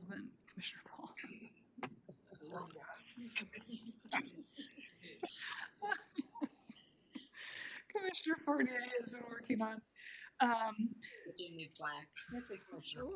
Yeah, the primary limitation with this is just staff capacity, having time to set up the programs, but great options. TLT, increasing local taxation, it's struck through. I think it surfaces occasionally in meetings since the election. Is the county going to go out again to increase the local ordinance, the taxation from the local ordinance? And I think that there's value in the group discussing that, just to get on record that you are or you aren't. Policy, we have a dated policy for how the county spends the transient lodging tax. I don't think we've used it since 2020. It was a great policy, but with TLT, it continues to evolve. I don't think there has been 2 consecutive years since I've been here, which has been since the beginning of TLT, where we've done the same thing, which is okay. But having a policy, I think it's time to get that updated. So are you saying there is no policy? Are you saying there is no policy? I'm saying there's a policy. We are so far from operating under It it. just need to be updated. Yeah, correct. All right. I would add to part of that update would be actually having, basically, us recognizing in policy that TLT is vitally important to our economy and is a revenue creator for us, and therefore should be treated differently than it has been. And I was gonna talk about that too, but it's like Yeah. 7.5 million versus 4 million of timber. So we have to look at it with the same weight and invest in it, and it's, anyway, so. Yep. I agree, I was just writing that down, Yeah. new policy. Yep. Good. With a philosophical statement like we did with the budget, just or proposing to do in a board order for the budget, but similarly for. We'll deliberate on that. That's good. Yeah, no, good idea though. I like that. You guys are doing really good holding your comments back. I appreciate that. You're doing exceptionally well, Paul.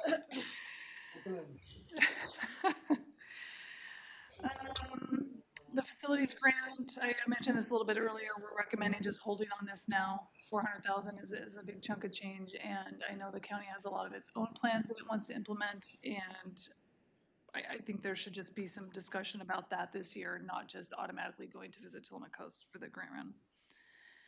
And then also mentioned this earlier about starting to talk about the agreement, whether there's changes next year or after the agreement sunsets in June. We should start talking about that, because it's going to take a while to get through those discussions. Fund Watch. So this is a new concept. We've loosely talked about it. It's come up in passing we've had budget discussions, but there's nothing established about it. So this concept would be as certain funds are identified, and the general fund would be one of those, that it looks like there may be some financial issues that are on the horizon that they would go on to a fund watch. I don't know exactly all of what that means, but we would develop that program if this concept makes sense. I would assume it would include things like closely monitoring revenues, expenses, vacancies, those sorts of things. At this time, it looks like the Health and Human Services Department may fit in that category. Do you want to report on that? Yeah, with not only upcoming possible revenue reduction from Medicaid programs, but also if we look at their current operations, they're at 2 million with an average of $230,000 net loss per month right now. Per month. Is that the loss of a provider? It is related to the loss of a provider, yeah. So, oh, yeah. Go ahead, Marlene. Go ahead, Marlene. Sorry, thanks, Deborah, for stating that. It is associated with the provider and other things as well, but I appreciate the opportunity to have a conversation and to share our plans in making the recommendations about next steps. Thank you. Thanks, Martin. And I think it'll be really important if we choose to push forward with a fund watch strategy, that a key part of that is that collaboration with department directors in the departments where there are challenges, to see what we can provide in the way of support and help as we're doing that work. So definitely a with, not to. Any other questions on Fund Watch? I have a question. Would the Fund Watch concept duplicate your monthly or quarterly financial updates?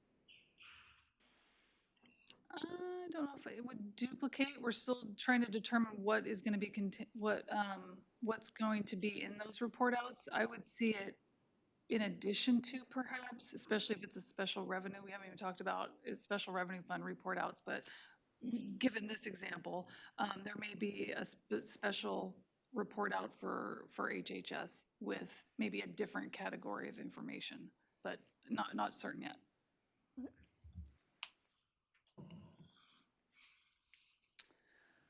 Okay, back to the agenda. Increase efficiencies and streamline services. We're already starting to dabble in this as staff has capacity to do so. Increasing computer automation, using state and cooperative purchasing programs, and continuing to move through department audits and evaluating our mandated services over time will help us realize some cost savings and efficiencies. Policies. We know we're lacking in many financial policies, and we've identified some here. And I think the committee's talked about this over time, certain ones that you've desired. And the Tiberius work will also be doing a policy audit, as I mentioned, and identify policies that we need to get in place. The last one I wanted to note under policy, require board approval to increase spending authority for individual department budgets. So right now, if a department spends over their entire budget, it is essentially just cleaned up at the end of the year, and there's no approval. And if you recall from the contingency report that Deborah presented earlier, prior to last year, because we didn't have any, there was, in the 14 preceding years prior to last year, the average contingency use was $134,000. We don't have a handle of if that's one department or 50 departments or what the extent of it is. That's going to take some more analysis, but in concept, should there be an approval before a department overspends a budget by the board? So we would be looking to that to be a recommendation. And it may need to be a budget committee decision as well. Not sure about that yet. Okay, that's the recommendations. We are right on schedule. Jamming along on schedule. Perfect. Okay. So are there any questions? I mean, we're going to take a break so everybody can think about this a little bit, take another bio break, get a cookie. And then we're going to come back and we're just kind of going to go through these and hopefully hit on the easy ones. Yeah. Before you do that. Oh, that's right. We've got Maybe you want to do this now before the break. I don't know. Any ideas you haven't heard? So you've heard staff ideas. There may be things that you've been thinking about today or forever that we should be doing that you didn't hear today. We want to get that on the table before you deliberate. So I don't know if you want to do that before or after the break, but definitely want to do that. Sorry, it was on my agenda after the break. That's why I was like, wait a minute, but it was after the break. But are we on schedule or ahead of schedule? Yeah, no, we're right on schedule. Right on schedule. Then let's take our break on schedule, if that's all right, so we can kind of clear out from lunch. It also will give you a chance to think a little bit. If there is something you didn't hear that you do want to bring up, that'll be the first thing right after break. And then we will go through and hopefully be able to give a nod to many of these, because obviously, yes, this is good. Explore this, explore this, explore this, and spend our time chewing on the ones where aren't sure if it's a good idea. So with that, we can go ahead and take a break. So use that time to think about anything that you didn't see on the list you'd like to bring forward. And it's 1:55, so why don't we go ahead and take 10 minutes? If that's enough, and we'll be back at 2:05. So feel free to interrupt if you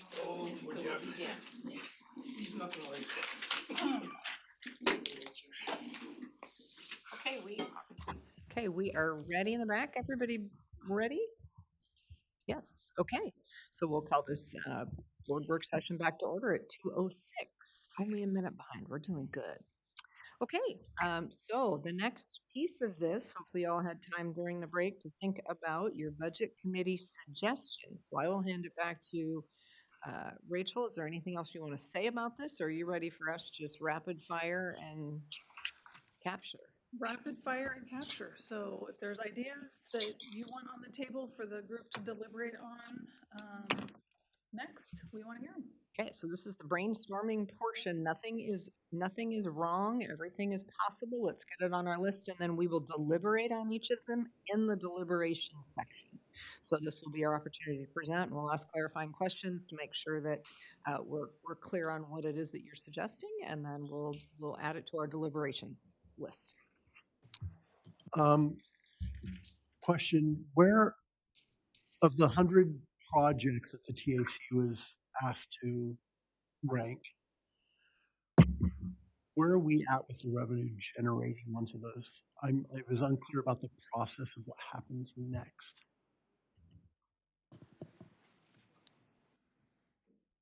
The process that we've talked about with the board has been the TAC would rank them. And the board will see all of those projects, and there may be some that have been added to the list since that was done, but the board would see all of them. And they would review the top 20 that were prioritized by the TAC, and there's no cost estimates with those projects. So the next step would be, once the board determines the 20, some effort would be put into developing or establishing a high-level cost estimate for those, and then putting it in the form of a plan. And then how to implement, we haven't got that far. So there's really no impact to this process yet, or to the thought of our finances from anything that could be revenue generating yet. Correct. That information is presented here because we are talking about pulling from TLT for general fund purposes. And so I just want to keep it on the table that we have all these facilities over here that we're talking about. So we need to be mindful of that when there's conversations about general fund use. Yeah.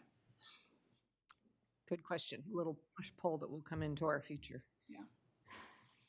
Other ideas, revenue generating or cost cutting, that did not get on this list that you think should be here? If it's here, I didn't see it, so I'm going to get on the high wire on a unicycle and hope for the best here. One of the things that I noticed early on in my involvement in the budget was the ratio of benefits to salary. I don't have any problem with salary. COLAs, I think, are good, but I really think that there needs to be some exploration of the benefit package. And part of that could be getting all the union groups together in one room for their own meeting, and any interested employees, and getting the insurance companies, if there's more than one, and if there's not, get some more insurance companies to the table to offer a menu of options to reduce the general fund, the county's costs to benefits. I've been involved in that several times, and sometimes younger people, and I know for myself, I paid for dental insurance. It costs twice as much as my dental care. So looking in backwards, if I was somebody who looked in the rearview mirror, I shouldn't have bought the insurance. I had that choice. So I'm really hoping that there can be some exploration. And in that process, maybe the different groups will look at that and see that maybe there's a little bit of give and take, a little more out of pocket, a little more choices, different insurance. But I really think the goal ought to be something towards, I don't know, an 8 to 10% reduction over either every other year or every year as to the county's cost of the benefits.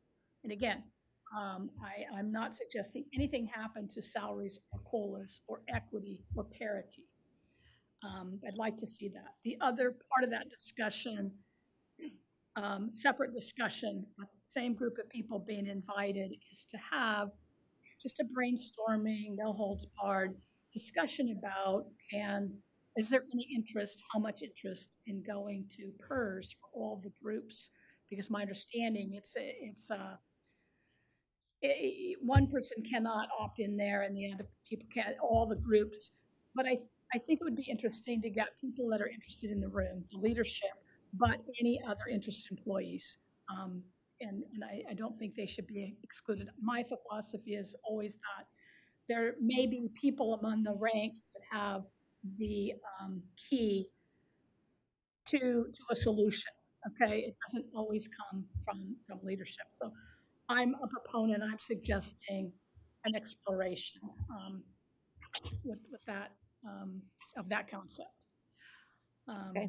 So I'm gonna go ahead and stop you. I think, just make sure we've heard you, that you're talking about an exploration of the benefits packages, to see what we can do to reduce them, and you encourage the participation of staff in that conversation.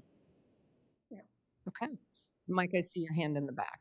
Is there something crucial? Again, your wisdom. We need a microphone though. Yes, I am here. So don't start talking until you get there. I just wanted to share a little bit about the question of the report on productivity, efficiency, and operations. That is not to be understated. It's not well documented yet, but we hope that we'll be able to get substantial improvements in productivity and operations. A big chunk of it will come through automation. Another big chunk will come through management training. And another big chunk of it will come through just reducing organizational friction. And the key thing about productivity is that reducing service is not improving productivity. That is a product choice made by the board. Productivity is an organizational choice made by management incrementally over time. So in 2 or 3 years, that will accrue, but we don't want to try to make a prognostication at this point. But there will be a formal effort to make sure that gets materialized. And Tyrus is just not the right company to do that. The last piece that we're working on right now, and have been done 2 so far, is operational audits. And the operational audits allows us to look at systems design, and systems design is a huge part of the cost curve. Thank you. Okay, thank you, Mike. Okay, other things that folks would like to see on the table. Paul, Commissioner Paul. Commissioner Paul here. I just, Sorry, one of the, Commissioner and we talked about this a little bit, and it's on the list, but I guess, and I'm really encouraged by my colleagues, the direction we're moving with TLT. And what I wanted to say was, I've shared I'm not really in favor of a lot of having the public reach into their pockets more. I think there's not a public appetite for that. That said, I am absolutely saying we need to go forward with all these explorations. But my point is about TLT. One of the things, as we're going through, we start deliberating, we start looking at these things, is I think we have to take a really hard look at what might happen in February. because that, what might happen in February changes everything else we're doing. Now, luckily, most of the stuff, the fees and the increase in registrations, all these things we're just exploring just to see what they work. I think we should be doing that. Part of the reason I think we should do that is if we were to decide to do an increase in TLT next year, in addition to whatever happens in February, let's just say we decide to do that. I think it's important for us to know, to be able to share with the public, we need this XYZ money to keep floating and building and doing stuff. And we'd rather not get it from you. So please be supportive of this. I think we don't do enough of that. And to give an example, using the 60-40 change, that would mean that the county, using the 7.5 million, the county would get 4.5 million unrestricted. Okay, we can use that for anything we want. Currently, we can only use 30%. We would double what we could use. But the important thing to remember is the remaining 40% would be restricted, but with new restrictive rules, which means we could still use it for law enforcement. We could still use it for other designated things that aren't just tourist related. So it's not just the percentage that changes; it is the actual restrictions on what we can use the money for. So what that really does is we're already super creative with how we're using TLT legally with these revenue sharing. We can do more of that. So that, and also if we look at how we're spending our money on the policy changing for how we spend TLT, is in the beginning was advertise, and now it's about other things. And I think, so I guess that's just a way around to get to this point. I feel like us as a board, and maybe with the budget committee's input, coming up with a policy, or at least recognizing that we as a board understand the importance of TLT, but we also understand the responsibility of TLT. So to me, that kind of concept is, to put an example, if we build 100 more campgrounds, county-owned campgrounds, we make money on every front. We make revenue, excuse me. Mike hates when I say make money because it's illegal. We get revenue from every aspect. We get $500,000 from DMV right now for registration because of the county campgrounds we own. That's amazing. We're like number 4th in the state. So if we increase that, we get more money from that fund. So $500,000, increase that. We get a rental fee. The county parks gets written. This is another thing about some of the consideration of how are we treating this revenue? It can't just go to one department, so we have to be conscious of that. But again, not hurting parks. Because I think the point of not changing our philosophy and operating how we have is, you know, the way parks have been treated how they feel like they've been treated in the past. The new philosophy is we want vibrant parks. We're already investing millions. I mean, their success is. So Paul, I know you've got a lot of energy with this.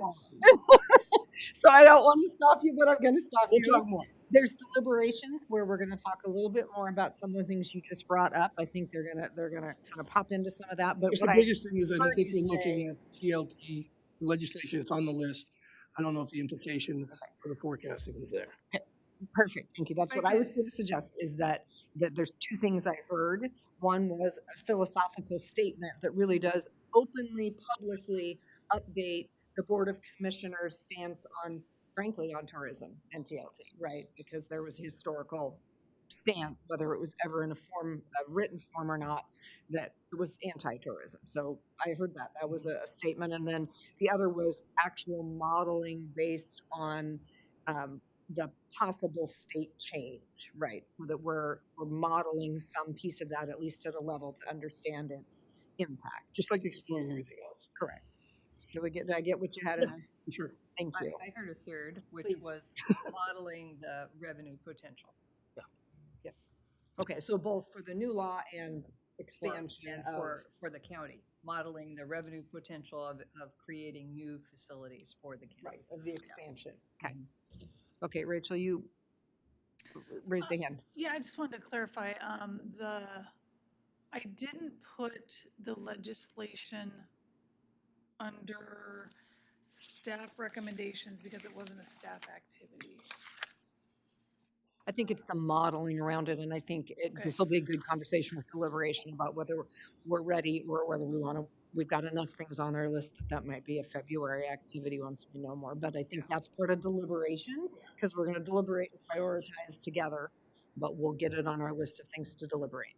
Yes, Tim, please. I would add to the TLT discussion, exploring other departments that we could potentially transfer TLT, where we're spending TLT funds or the departments are spending funds that could be considered legally compliant TLT funds. Yep. And that money go back into the general fund. Thank you. Okay, and you guys got that one on TLT, Ken's additional thought. Other additional things related to revenue generation or cost saving measures that are not on our list that we may want to prioritize for staff's work or others if it's not staff?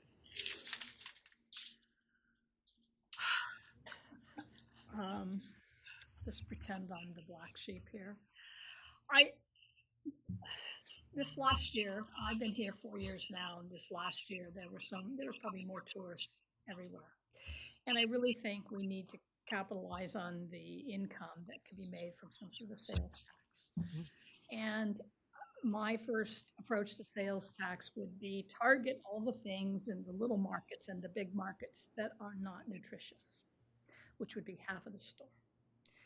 And even if it's a 0.5, and reevaluate it down the road. But that way there, people coming through are going to help the people that are here and help the general. Someone just brought that up to me and they called it a sugar tax. Well, vitamin waters don't have much sugar, but they're not nutritional either. So, Okay, so what I hear then is I hear a form of a sales tax that targets our visitors, ideally. And sugar tax or things that are non-nutritious is what you're recommending.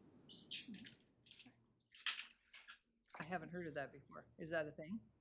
It is a thing. Some places do it on sugary sodas and stuff. Okay.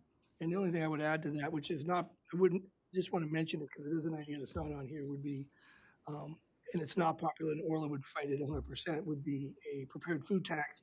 And my idea would have been the June to August only. So it's targeting, again, trying to figure out, when I walked in the cheese factory and there's 2 million people coming a year, I'm not getting any of that. We're not getting any of that money, but they're driving our roads to get there. So I think these are important. They're not popular, and it would hurt. I don't want to hurt the local businesses, and there would be fierce opposition to it. But that prepared food tax was something that was brought up a couple of years ago as well. Yeah.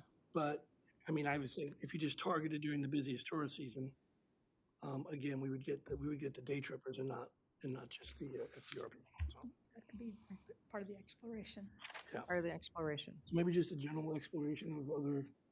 I think, I don't have my Tiberius in front of me, but yes, just other possible taxes. Does that could include prepared food tax, which Cannon Beach finally did do, passed at 51% by a squeaker. So yeah, looking at those pieces and I think what's important when we talk about extra taxes, I think what we're talking about is with visitors in mind. If that's what I think I heard that was underlying that, but maybe we don't want to lose. Yeah, I don't think you can single them out. I don't think you can say locals No. don't have to pay. You can't, but the question is, what do they? June through August. Is it They're a local, time or is yeah. it a specific thing? What is it they are more likely impacted by? I got another one. I'll just keep going, but I don't want. You want to say one? Go ahead. I just want to say one of the things that I've been thinking about too is to get off the normal way we've been doing is.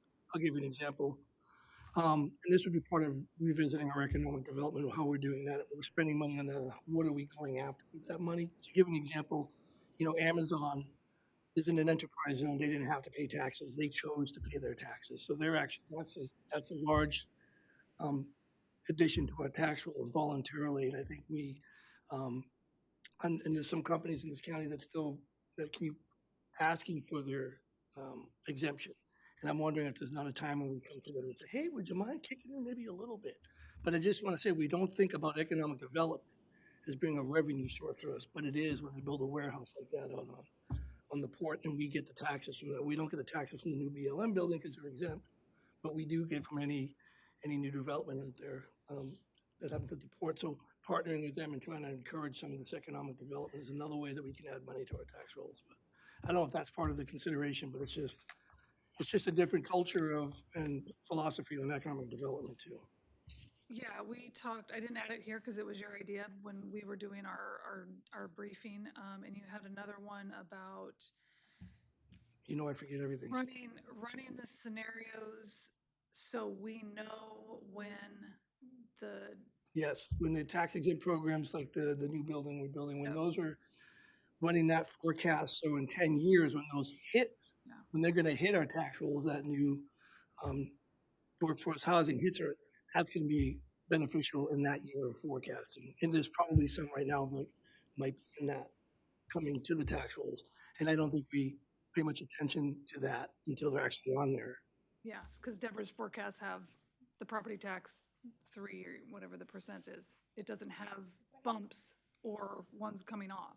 So it would be tracking tax exemptions Yes. for their expirations and factoring that into our financial planning. Yeah. Yeah, for future and planning. other incentives to try to get the entities to start paying the taxes, but there's maybe something else that, I don't know what that is, but something Yeah. else, yeah. So those were the two ideas that you had the other Okay, day. thank you for remembering that one. Okay, go ahead.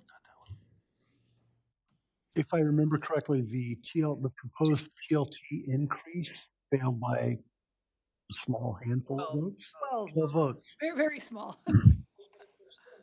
I would be in favor of exploring that option again, trying to find a way that we could sway 12 voters. Doesn't seem like a big reach to me. And under that scenario, would it have generally the same amount in what the increase would go to? There was the public safety. Would you make any other changes to just go? I would reach out to the voters and find out what part of that language gave them pause and how we could restructure that to win their, what do they want that money used for? I also want to discuss that and, further more in deliberation. So let's put a pin in that. Thank you. Thank you. Yeah, so other ideas that we have not yet touched on?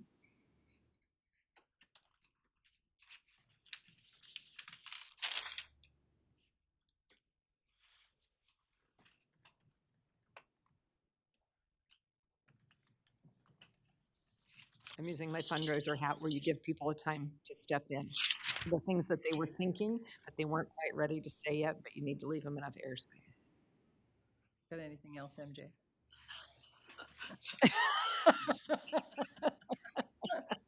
Don't hold back. I have one, while Mike's in one that we didn't talk about was, Mike, and you can speak to this about the county's ability, and again, just high level, to sell insurance, like we're dealing with the FEMA stuff and flood insurance. And I don't know if you could just speak, and maybe it's just to clear my head, and I'll take it out of my head, but is that something, and I remember reading something where that got the commissioners and Hills a little trouble, was that they own an insurance company, and that's how they fund their sewer, part of their sewer district. I just don't know if we're missing a point there, so. Yeah, under your home rule capacity, which you do have under the statute, you're able to provide any public service that you deem is a necessary service. So that could include, for example, creating the county flood insurance program, or as we did in the metropolitan area, we had a insurance company for the ambulance. You also can do self-insurance, which is something on the efficiency side you need to examine.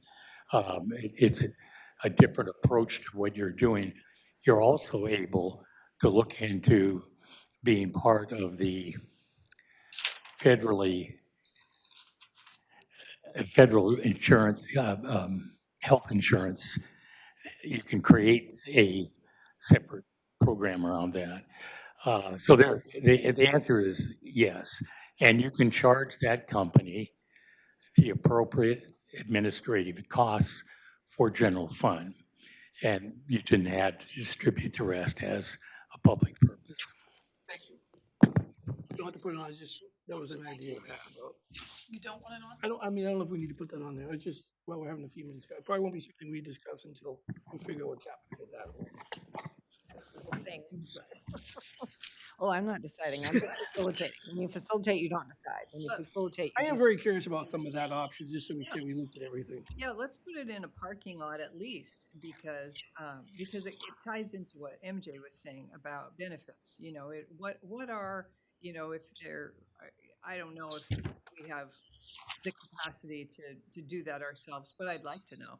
And it would be interesting if it could provide us with different options.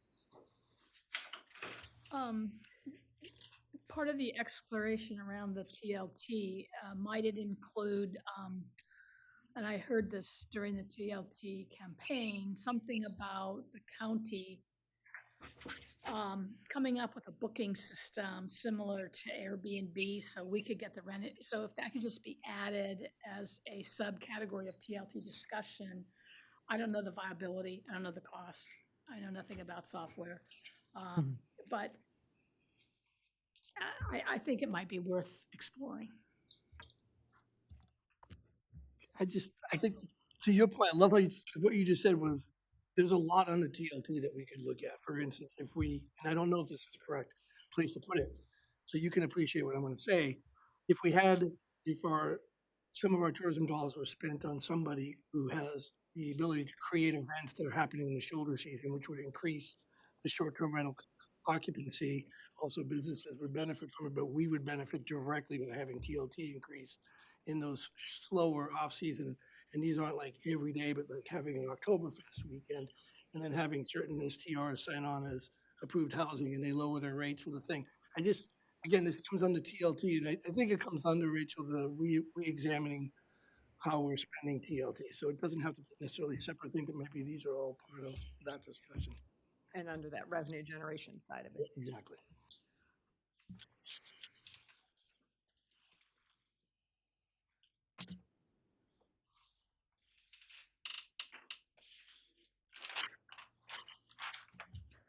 You have your facilitator eyebrows. I do. What's our time limit on this idea generation? We wanted to give ourselves at least an hour for deliberations, I recall, and we're here technically on my calendar till 4, so I think we're still in good time. So no one will like this, but our permanent tax rate has not been revisited in a long time. But it might be something to look at. I don't know if that has to go through legislature or through us or even a local option. Yeah. Nobody likes it, but we've had 1.4896 for many years. And I know it puts it back on us taxpayers locally, but that cost of everything has increased over the time since that was set in stone. I agree with you completely, and I believe it would have to be through the state. And I think that conversation is going to be brought to the table, probably not this year, but maybe next year through AOC and LOC. Again, a run at, is it time to have a Measure 5, Measure 50 conversation with the legislature? So I don't know if it goes on our list, or if it goes on our list as one of those that's, because we do have the list from Tiberius of all the things that we don't control. But it's one that we maybe want to keep on our radar and our watch list.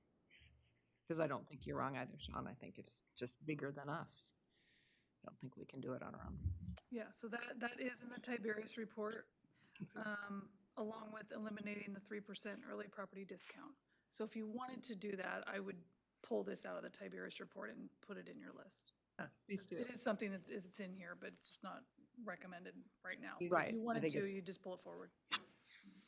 Paul, you were. It No, I does have just- a big Well, go ahead, fat go ahead, red MJ. box under political acceptability, just so you I think, So- yeah, it's much bigger than us. I think that's the key. But if we put it on our list, it also encourages us to be active participants in those conversations as they occur. So, And like TLT reform, there may be a growing appetite for a moderate solution. For example, I know that there are other counties and cities in crisis, financial crisis, because of ballot measures 5 and 50, and if they are all that when 5 and 50 passed, they had low property taxes like we did, because we had a lot more timber revenue and we didn't need more property taxes. And so if I've heard proposals that seem modest and reasonable, like like everybody, all the cities and counties that are under $2 per, just raise them up to 2. And that would make a dramatic difference for a lot of local governments. So I think there's some hope for some change. I agree that the political will for huge change simply isn't there. But I like your point that there was also a time when there was absolutely no appetite for a TLT change. Right. And we've come through that to a place now where there is an appetite for TLT change. So I think you just have to keep testing it every so often to see if we're there. And I think the AOC and LOC are working toward that in the next year or so. To that point, if I can just add to that point, one of the things, and I don't know how it fits on this, but one of the things, again, with you going on AOC as president and being able to change and focus that attention. Everything, hopefully. Running the world from there. I'm going to run the world. Yes. But what I'm saying is, like, some of the money from OJD for the courthouse stuff, like, I still don't understand how much we can use, how much we can't use, and when we can use it. But the other thing is part of, like, I think our mission at the board, and this is not like the right place, but one of the things we can get revenue from is making sure we're fighting for legislation like the TLT change, like the bill that failed a couple of years ago that would provide us rent money from circuit court, which would be huge for us to have that. And it failed and had 80,000 and under population. Maybe we do 50,000, and there's a better appetite for that. But these are things that I think we've done, but we've kind of done happenstance. And someone else is directing it, but now we have an opportunity to kind of direct some of that legislation. Again, the RV removal. Like, anything that we can get from the state to stop hemorrhaging our general fund is, I think, stuff we should be looking at and discussing as a board. So I'm not sure if that's maybe just legislative action is on there, but maybe it's not. I don't know. I think some of that's, yeah, in that long term, because we're kind of looking at short term, long term, for us to have a strategy as a board of things we would like to push at the state level isn't a bad thing, right? It's just, so it's not in our short term budget solutions, but it could be very important in our long term. Yeah, MJ. Monsignor Fournier mentioned several TLT changes and refocusing, and I'm just wondering if I'm hearing if any of that should be incorporated in the agreements. I read somewhere that the agreement for the Visitor Association is expiring, and I don't know if that's a place to reinsert philosophically. Does that group take that on? Any of the stuff he's talking about? Does it morph into part of it, and maybe exploring a connection? That is the strategy that is the concept of what I was presenting about opening up that agreement. Yep. So that does that.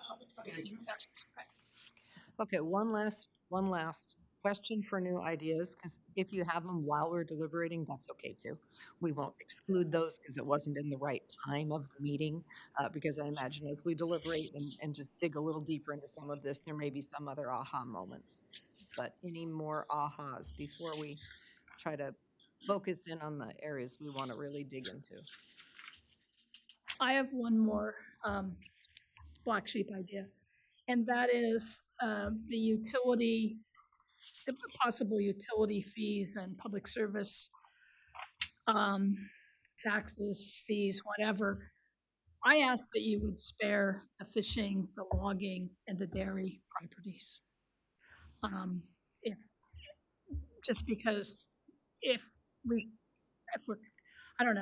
we're shooting ourselves in the foot by taxing the heck out of dairy properties with additional taxes. I live in an area where my easement, the road is my easement. I'm already paying taxes, and I don't have a problem paying more. But I'm concerned about the financial survivability of dairy. So I'm just putting that out there, and I think we all know where the dairy is. So. Okay. All right, and I'm going to move us into deliberations. Y'all ready? Now we get to start with the things that we are hoping. So I think everybody has the same sheet I have, right, with the blue and the black. So what we're hoping is that those that are in black we may have more agreement on, and we may be able to more quickly move through those to the yes column or the no column, but probably the yes column for many of them, and really spend our time chewing through the things that are a little bit more complicated or potentially a little bit more controversial at some level. So what I would like to do in order to make sure that we are able to get through all of this in our time is there may be comments that you think I want to make this comment, but if it's already a yes and we're all saying yes, go, and it's not a burning thing that would turn it into a no, don't go, I want to have us limit conversation on things that we already agree on. And that's just a time saver for us, because each one of these could be its own full conversation if we were going to develop into the weeds of it. And that is really the intent of what staff will do for us, is to develop something to bring to us to consider in a more finished form. So does that make sense?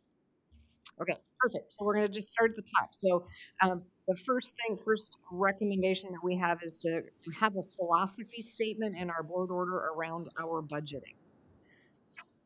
So I would just say, does anyone object to a philosophy statement and board order for? We could do fist to 5. We can do fist to 5. So does anybody know fist to 5? Fist to 5 means if you absolutely are against this, you give it a fist. This is a no-go for me. If you're like, I love this, I have no questions at all, I just want to do this. If you are anywhere in between, you might give it a 2, you might give it a 4, and then through that we can decide if everybody comes up with a 5, there is no conversation needed. Just keep moving. Just keep trying. All right. Everybody good with that? A 5 is good. High 5 is good. Okay. Philosophy statement. Okay, we're good. Management expectation. Can we do this at your upcoming board meetings? I'll be chair in a few months. That's right. He can just take us there. We'll see what, yeah. Okay, communication strategy. Reporting, quarterly and monthly. Okay, I'm going to skip the blue. Revenue options, remembering that we're not saying we're doing these things, we're saying we want the staff to explore these things for us. The already done is the utility permit and solid waste, so I don't think we need to say those. Approved by the board to explore public service charge, I don't think we need to go back to those, we're good. Already underway is revisiting the indirect well, I guess not. So revisiting the indirect is already underway. Fees, including a philosophy and process. We had just a little conversation, so I think are we all good on that one? We are. Okay. Again, skipping the blue and look at this. We might be done in no time at all. We are in. Okay. Cost reduction options. We've already agreed to a long-term financial plan. We're going to come back to the two. So facilities, deferred maintenance. Do we want to have, and we're already doing that. So the way it's exhibited here is, do you agree with staff's recommendation that we don't want to defer capital expenses anymore? Gotcha. It's kind of the reverse. And same thing with free Thank you. salaries. I was like, that doesn't make any sense. We Yeah. already have done that work. Oh, okay. So the question is, are you in agreement with staff's decision to no longer defer capital maintenance? Let me just say, Put a 4 up and start talking. yeah, I'm hesitant. I totally agree with it philosophically. I'm hesitant just because when we have been in crisis previously, when we've gotten to is it jobs or the building, we've chosen jobs, and I'm not moved off of that. If we got to jobs or the building this year, I would probably choose jobs. So I'm stuck there. I think we have that statement already in our philosophy, don't we? That jobs would be the last year. Correct. And this doesn't imply what your priorities are. Okay. But in concept, you don't want to defer capital We expenses. don't wait 17 years to put Our money. job is to bring you a plan that keeps us from cutting jobs for buildings. Yeah. Okay. Good clarification. Well, Oh, yes. I would add, philosophically, I'm a 5. When it comes to issues like the roof, it's a no-brainer. That's a 5 for me.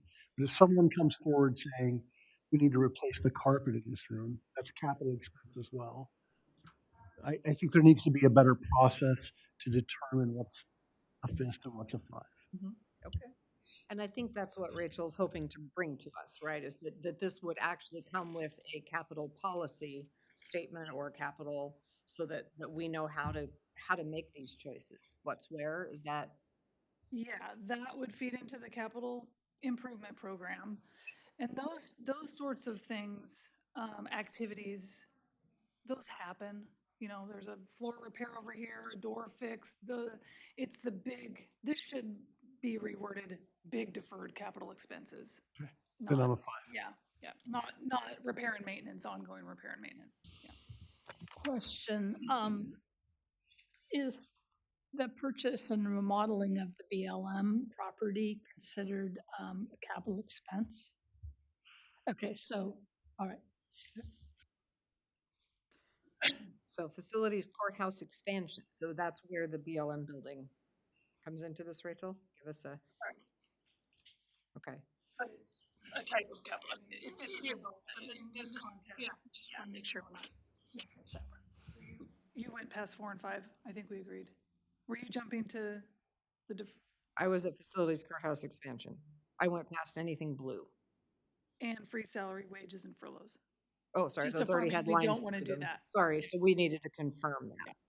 So confirm leaving the lines through those. Yeah. Just, yeah. Yeah, we're not deferring capital expenses. Sorry, I went by those that had lines in them. That was my bet. 'Cause I was already down under facilities deferred maintenance. Okay, and facilities courthouse expansion. So facilities courthouse expansion, BLM building, what else that is considered there, Rachel? That might So- change somebody's fist or 5. The courthouse expansion is a much bigger project, but what is in the numbers that you've seen today is the BLM purchase and the BLM renovation.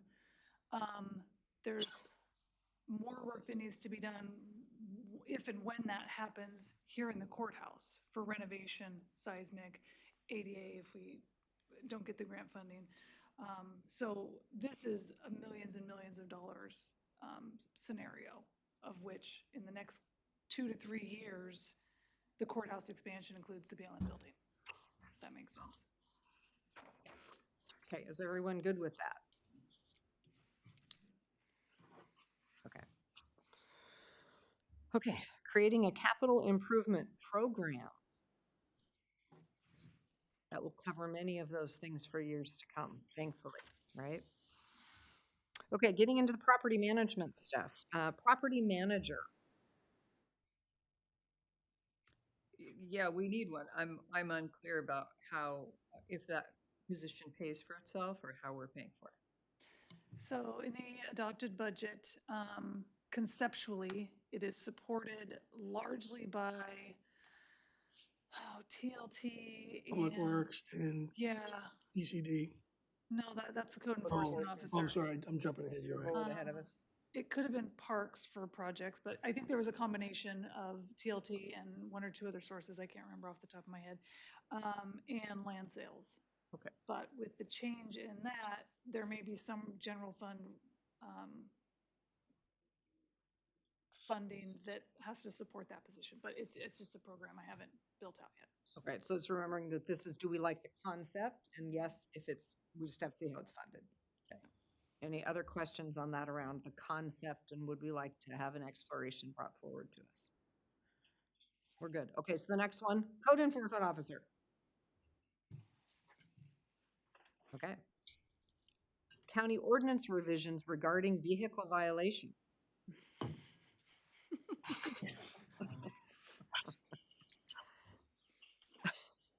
Okay, so under transient lodging tax, there's a couple things that are not blue. I think we've talked about already that we would like to have a new policy statement, a new policy. Are we good with that? Okay, a strategic plan for facilities, which we're already working on right underneath those things. Okay, we're gonna leave the blue one to come back to. We did, so we're gonna go back to that. It's blue, don't do that. So fund watch and the concept of a fund watch. I think we have for a long time And we have had fabulous leadership in special revenue funds that we have not had to feel like we had to be worried about it, and we continue to have that. But the question is, how do we partner with them when they're having a challenge, right? So that we're clear. Okay, so we're all good for that. Increase efficiencies and streamlining services. Computer automation. Are we in? We're in. Does that include AI and robots? So I would suggest, yes, we have an AI policy that's pending for the commissioners to look at right now, and we had some good conversation this morning about AI as well. Within bounds of safe usage of AI, et cetera. Philosophically, I'm supportive of that, but I don't have a vision. There's a blank in my mind about how automation applies to our work. I think AI is a great example, Can you like give an example of the the- question and answer thing. And then We have Deborah, one do you have example stuff? that is in the works. Currently, the treasurer's office is looking into a system that will use AI and Power Automate flows to generate our accounts payable vouchers. And then once the process of approval is done, it will enter directly into our system, zero data entry for our end. Oh, okay. Thank you. That's a great example. And think of Civic Clerk, all the time that Okay, staff used to do in preparing and Okay. agenda and minutes. okay, thank you. So it's not just robot, it's just everyday programs that we all use, that there's other ones that we can also use. Great. Okay, thank you. Okay, good question. Okay, how about utilization of state and cooperative purchasing programs? Mandate services and department audits. Okay, moving into policies. Annual budget process improvements. Here we are. Here we are. Management and use of the contingency and revenue stabilization funds and department beginning fund balance.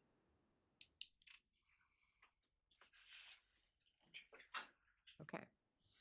Management and use of state timber revenues. Policies are going to be great. Require board approval to increase spending authority for individual department budgets. That was MJ's two hands flashing though. That was easy. Okay, so now you ready for the blue stuff? Okay, so we're gonna. I don't quite understand the numbering. I'm gonna ignore the numbers. Okay. I didn't know how long the conversation was gonna take today, and if we were pushing up against time constraints, I was wanting to get, these are the order to take the deliberation. So I wanted to make sure we got through 1, 2, Yeah. 3. Okay. We still have like an this. hour left. Yeah, so you So I can, think you we're can take good. it however you want, but that was an attempt to Okay, prioritize the discussion and deliberation. thank you. Okay, well, if that's it, we'll go in order then. Let's go with number one. Turn your paper back over. All right. Well, we will follow staff guidance. We won't go rogue today. Today. We still might go rogue later. Okay, so the first one is that increase in local taxation, and we had just a little bit of conversation previously about whether we want that still on the table. I want it on the table, but in a parking lot, because for a couple reasons. One is I totally agree with Ken that, we were 12 votes off, and so that's not very far. And we learned things in the process that we can do differently. And that was a very particular election that that may have driven those results. But also, I'm cognizant of the fact that Representative Javity is talking about his support of changing the TLT at the state level. He's talking about, as one of his talking points, is that he wants to do this so that communities don't have to raise their TLT. So I want to see if that's successful first. And if it's not, then we're on our own and we need to do this. If it is, it doesn't obligate us, but I think that's the time to have the conversation. I agree. Parking lot. So I'm hearing that we don't want to give this up, but we also don't want it right now. We want to hold until after the legislative session, and then we might circle back to it if the legislative session fails and we see that once again, we're not going to get a change. Or even if it doesn't, and we still need the revenue. Right. Parking lot, but not in the garbage. I give you what you needed, Rachel? Yes, thank you. Okay. Very descriptive. So let's talk about the community facilities grants for this coming year. That's the $400,000 that we typically have Visit Tillamook Coast manage for us, and it is available to others in the community to apply for facilities. We funded a lot of bathrooms, we've funded some playgrounds, we've funded all kinds of stuff, building roofs, I mean, different things in the tourism arena. So do we want to go forward with those? Do we want to put a pause on that in this year while we're doing our own larger planning? What are thoughts? Yeah. I'm wondering if I need to abstain from this conversation as I'm on the TAC. You don't personally get any benefit from being on the TAC. We don't pay you for that work. What? I know. You thought it was just deferred revenue. You thought it was coming. I would like I'm to- so sorry. I would like to hear what you have to say because I would like to hear your idea, what your thoughts are. Yeah, and I don't think technically there's any conflict of any kind as far as. Okay, I just wanted to get that out there. Yeah. Well, since you asked, thank you. I think any opportunity we have to reinvest in our community is a great opportunity. I was very encouraged to see, while daunting, the list of 100 projects being asked to think for the first time about how they can potentially generate revenue for the county. I would like to see more of that. I would like to see that be a regular criteria for how we invest that money. What is that return on the investment for the general fund? Let me ask you this, Ken. Do you think holding off on this until we see legislative action, I guess what I'm saying is, does it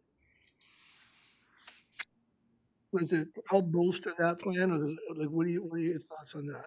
No, I think by investing in infrastructure that reinvests in our county, it's just smart. I think that's something completely independent of how TLT is generated or how it is dispersed or how we use TLT funding.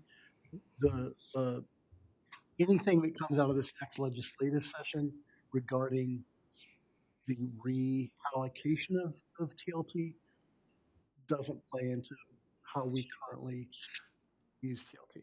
Does that make sense? Am I answering? It does. It does. And I would argue that for this year, I would probably leave it in, but I think it comes under the so we consider the association, the agreement going forward and how we spend our TLT. But sorry.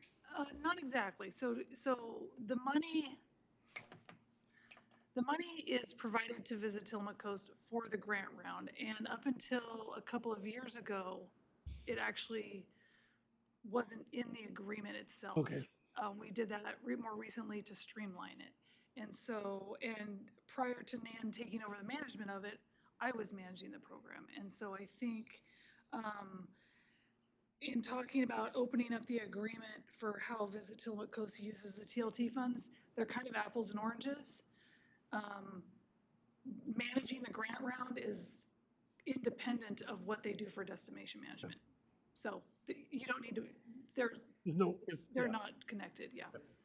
Yeah. But then they're in the agreement, but they don't have to be. And I'm hesitant to not do the funding. Some of the things that we've funded, parking potties, trash, things that I think we need to keep funding, and we want to partner with our community in having, so that we don't have to do and generate all of those projects. I think there's a benefit to us when we offer some of this community to do the good work. Maybe we want to focus it a little bit to say, you know, we're not going to do a playground in Rockaway, or, I mean, I just pulled that out of my hat, right? Because they have their own TLT and the playground is not one of those key components maybe, or maybe it doesn't matter. Maybe we're happy with how we've done it. But I feel like I don't necessarily want to pull it all back this year because we're not ready to know what we're going to do instead.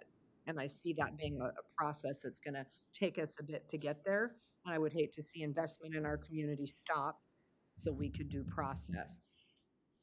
Yeah, I like that point because I think it's really important. I think the TLT grants are very important as an investment in the community, as an investment in the tourist economy, as an investment in our relationships. I think they're very important. And I was on the original TLT, or TAC rather, you know, 10 years ago, the first one.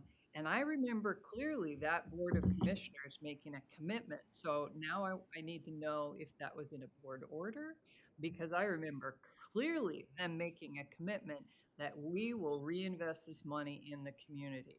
And it was awesome. It was inspiring, and we've always done it.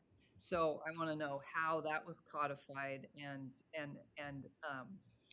not, I don't want to change the spirit of that, but I think it'd be very smart to try to direct it to revenue generation. I don't know that it's always going to be possible because, you know, if it's bathrooms and trash, I'm not sure, you know, but if it were possible, I think that would be ideal. So I was chuckling because it's in the policy that's antiquated that I was referencing. Okay. Yeah.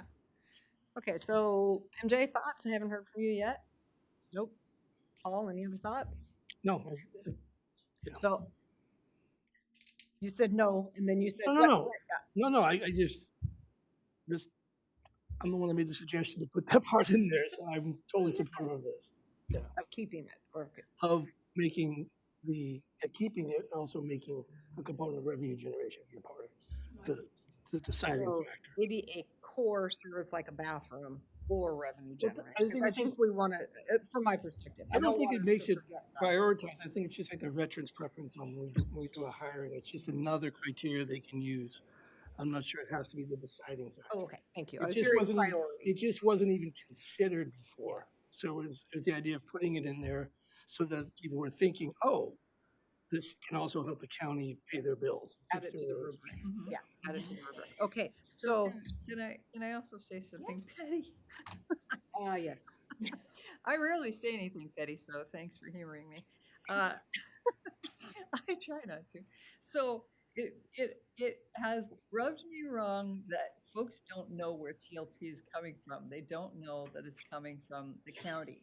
And so I've heard lots and lots of times people being really just overwhelmed with gratitude about the money Nan gave Yes, them. I would agree. We And talked- I'm just thrilled that they're getting it. But also, I think there's a disconnect there that could have contributed to people voting no on raising, you know, there's a disconnect that people don't know where the money's coming from. Here. Okay, so so I hear that we want to go ahead and have a grant round. We want to make darn sure that it's clear that this is TLT county money. Yeah. Okay, so can I get a fist of 5 on yes to a grant round? It's a sign for a year that Okay. So I hear yes, go forward with the grant round, and that there is, whether to sign whatever it is. Okay, perfect. I agree with you. She just said put a sign up. Put a sign up. Like they do That's for like the other wondering- funding, housing grants and grants, we put a sign up. That's great. we have to make t-shirts. One for the county. Fantastic. Yeah, it's smart. Yeah. Okay. Okay, so Tillamook County Visitors Association agreement. So here we're being asked if we are wanting to open that agreement for full discussion as we renew it for 27. So this would be leading up to a renewal for 27. So as the liaison to the organization, I would say I would like to see us form a work group to talk about the possibilities, because as I think we all know, there's been a recent substantial change in the organization because Nan, after 10 years, it has a retirement plan. And I believe it's February 26th, so right around the corner. And so there's a substantial change, and also the agreement will come due. They asked for a 5-year contract a while back, and I think Rachel just told us that that expires in 27. So I think given all of these things, given what we've learned about what we can do with TLT, given our desire to invest TLT in revenue generating projects, and given like the value that I think we all have for the work of destination management, I just think we need to come together, with some kind of a work group, even if it's all of us, and talk about the future of that. Does that concept include, so it definitely needs to occur in preparation for the June 2027 sunset, but do you want any outcomes going into next budget season that will inform their allocation? Because she will have retired by then, and I don't know if there's a discussion of this next year, which would be the final year of it. So part of the work group, do you want them to look at that as well? Or is this just at the end of the contract? Do we have time even before the next budget session? I mean, we're gonna start deliberating or start getting budgets set in February and making decisions. In April will be our budget hearings. I presume we're on the same. It's not a lot of time. It doesn't feel like, depends, I guess, on the scope of the work group. And who's on the work group? Yeah. Yeah. I'm worried about the organization and they're adjusting now to Nan's announced retirement, and if they aren't already, they will be recruiting a new director and moving forward with their current staffing pattern, et cetera, unless we tell them otherwise. And we're not prepared to tell them otherwise, but I'm just concerned about having that whatever we do, that we're very clear with the organization, with the board and the staff, that if we're thinking about changing things, they're involved in the discussion and they're not surprised by it. Exactly. That's why I'm thinking, especially if they're talking about a new director and maybe some other changes, that the work group should be talking about this upcoming year. Yeah. And maybe there are no changes, but I think the structure should be in place to help facilitate the conversation. Yes. And do you feel comfortable, I'm gonna ask you since you're the liaison, if they aren't going to have a director hired yet with having that conversation, does it feel premature if they are recruiting for a director? Does it feel like we're doing this in the gap? And is that a good thing because it can help them recruit, or not a good thing because it puts them at a disadvantage? Well, they have an interim director and they have a strong board. So I think I think that somehow we need to engage that group, at least that leadership group, with in our discussions. So sooner rather than later in Yeah. your, okay. So any other comments on that before I call a fist of 5 on whether or not we want to discuss that contract and want to start discussing it now? I agree. I think we need a working group to vision the future of that organization, and I would love to be a part of that if I could. Thank you.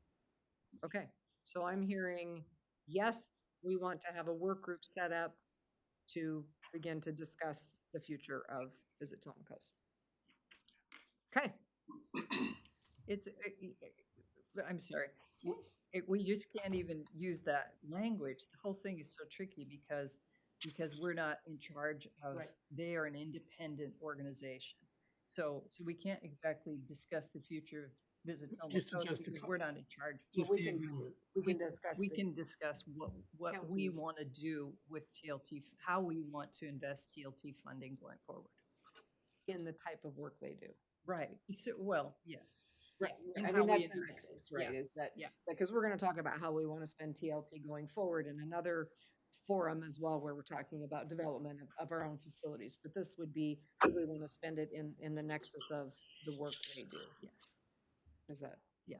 Okay, so I totally hear you. I did, what I said first made no sense. That's Thank you. That's why we're all here doing this. Okay, so that was number 1. Did I get everything you wanted on number 1, Rachel?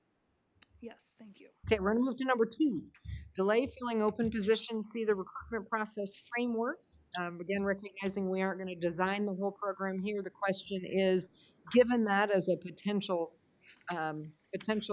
framework, do we want Rachel and her team to continue to develop the idea of delaying open positions as a cost savings measure? Yes. Are we ready for a fist of 5, or is there anything discussion-wise we need to have on this? I have a question, Please. some clarification in this. So, moving forward with this, the idea behind this is we would keep the positions like we do now. We just have a different process. we're not cutting positions. I want to just clarify that for the record. We're not talking about cutting positions. We're talking about each time there's a vacancy that that the department wants to fill, we will have a process for doing that. Yes and no. So, there is a process for filling vacancies.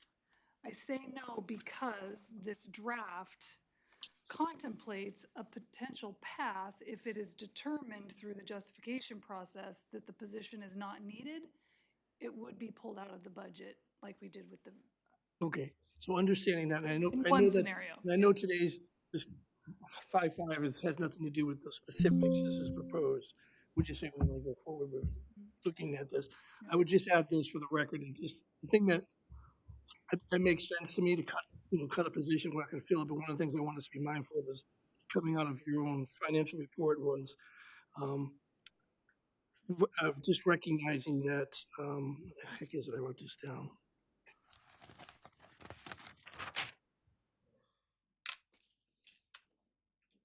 It had to do with the fact that if we cut that position, it's just going to get lost in the general fund. You know what I mean? Whereas now we're using it as a way to supplement shortages because it exists. It's almost like another reserve. It's almost like another. So, and there's We a are thing, and removing those vacant the 10%, then we yeah, I'm just remove saying, that yes. as a, I just want us to be thoughtful of that. What I'm getting at is once we cut it, it gets eaten up by the general fund. Whereas right now, it's something we can utilize by doing this. We're slowing the roll, but the money's still there to use for shortages like we're doing it. It's just a concept of, and I can't find it. It's in here that you wrote that for something else. It was the timber revenues.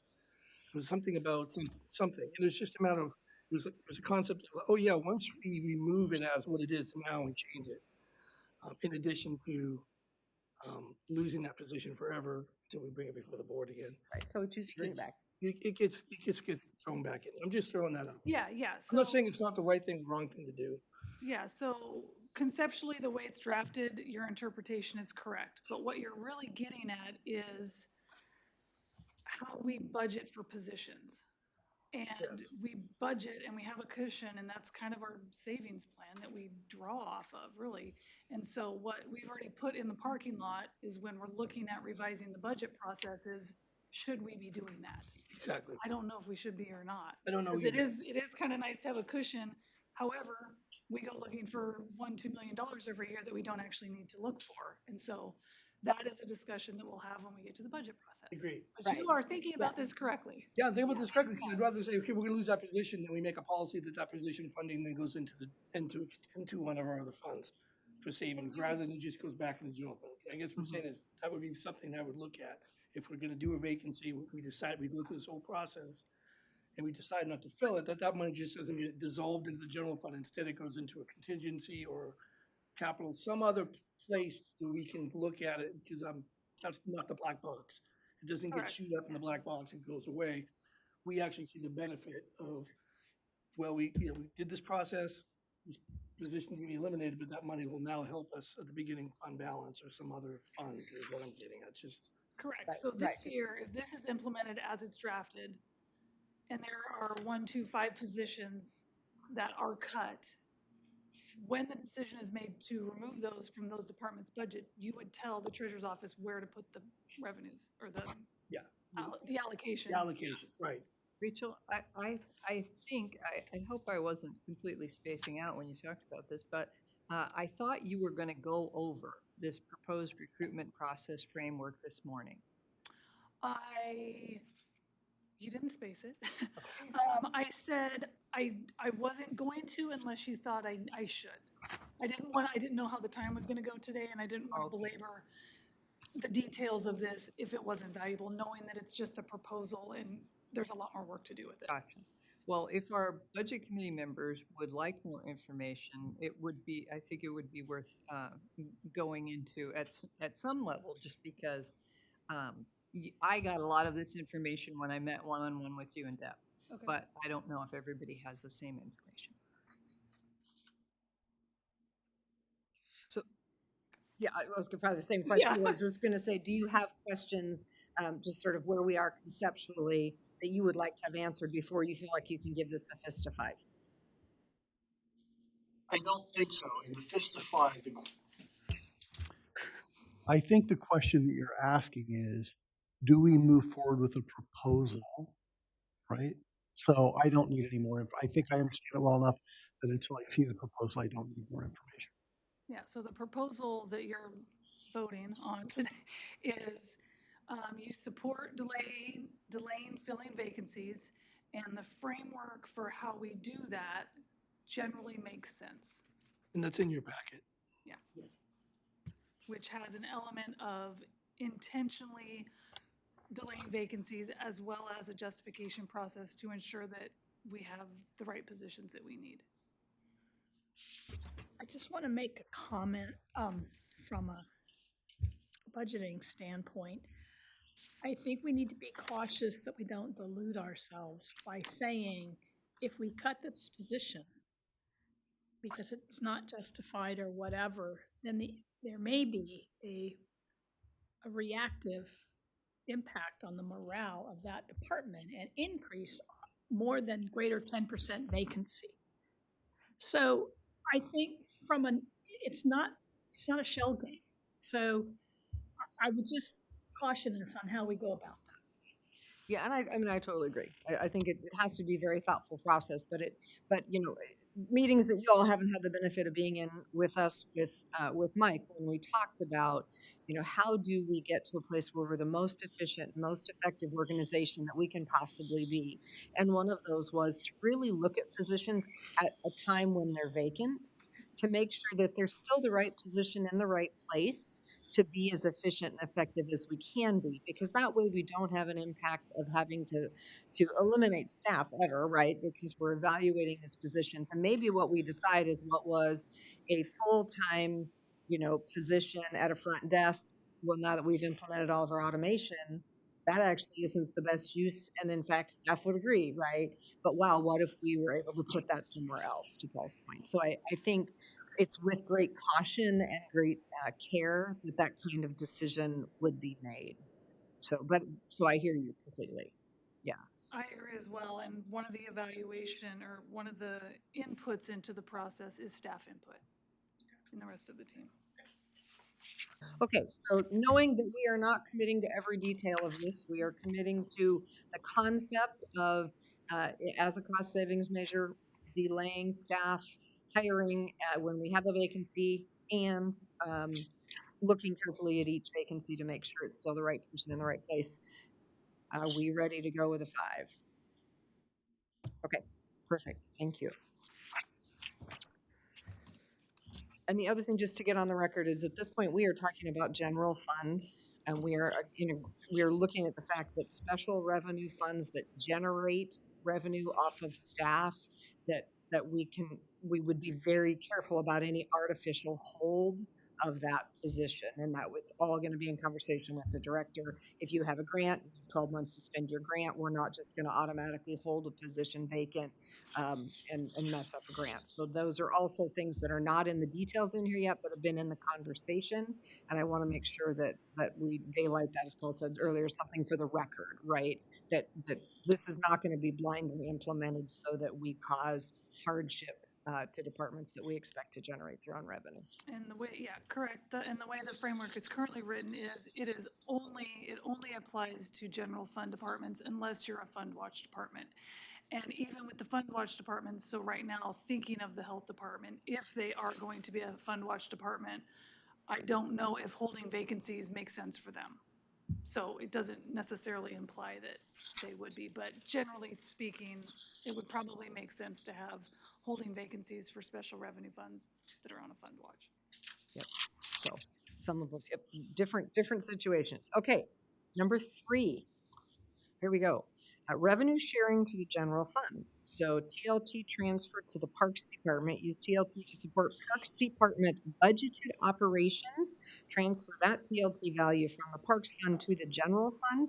And I think part of the wording of this is important because there was some question, I think, when we started, are we is this operating money that we're taking from them, or are we trading facilities money with them? What are we doing exactly? And so I think what you're hoping to get here is the agreement that we are transferring operating money with them, but we are keeping them whole.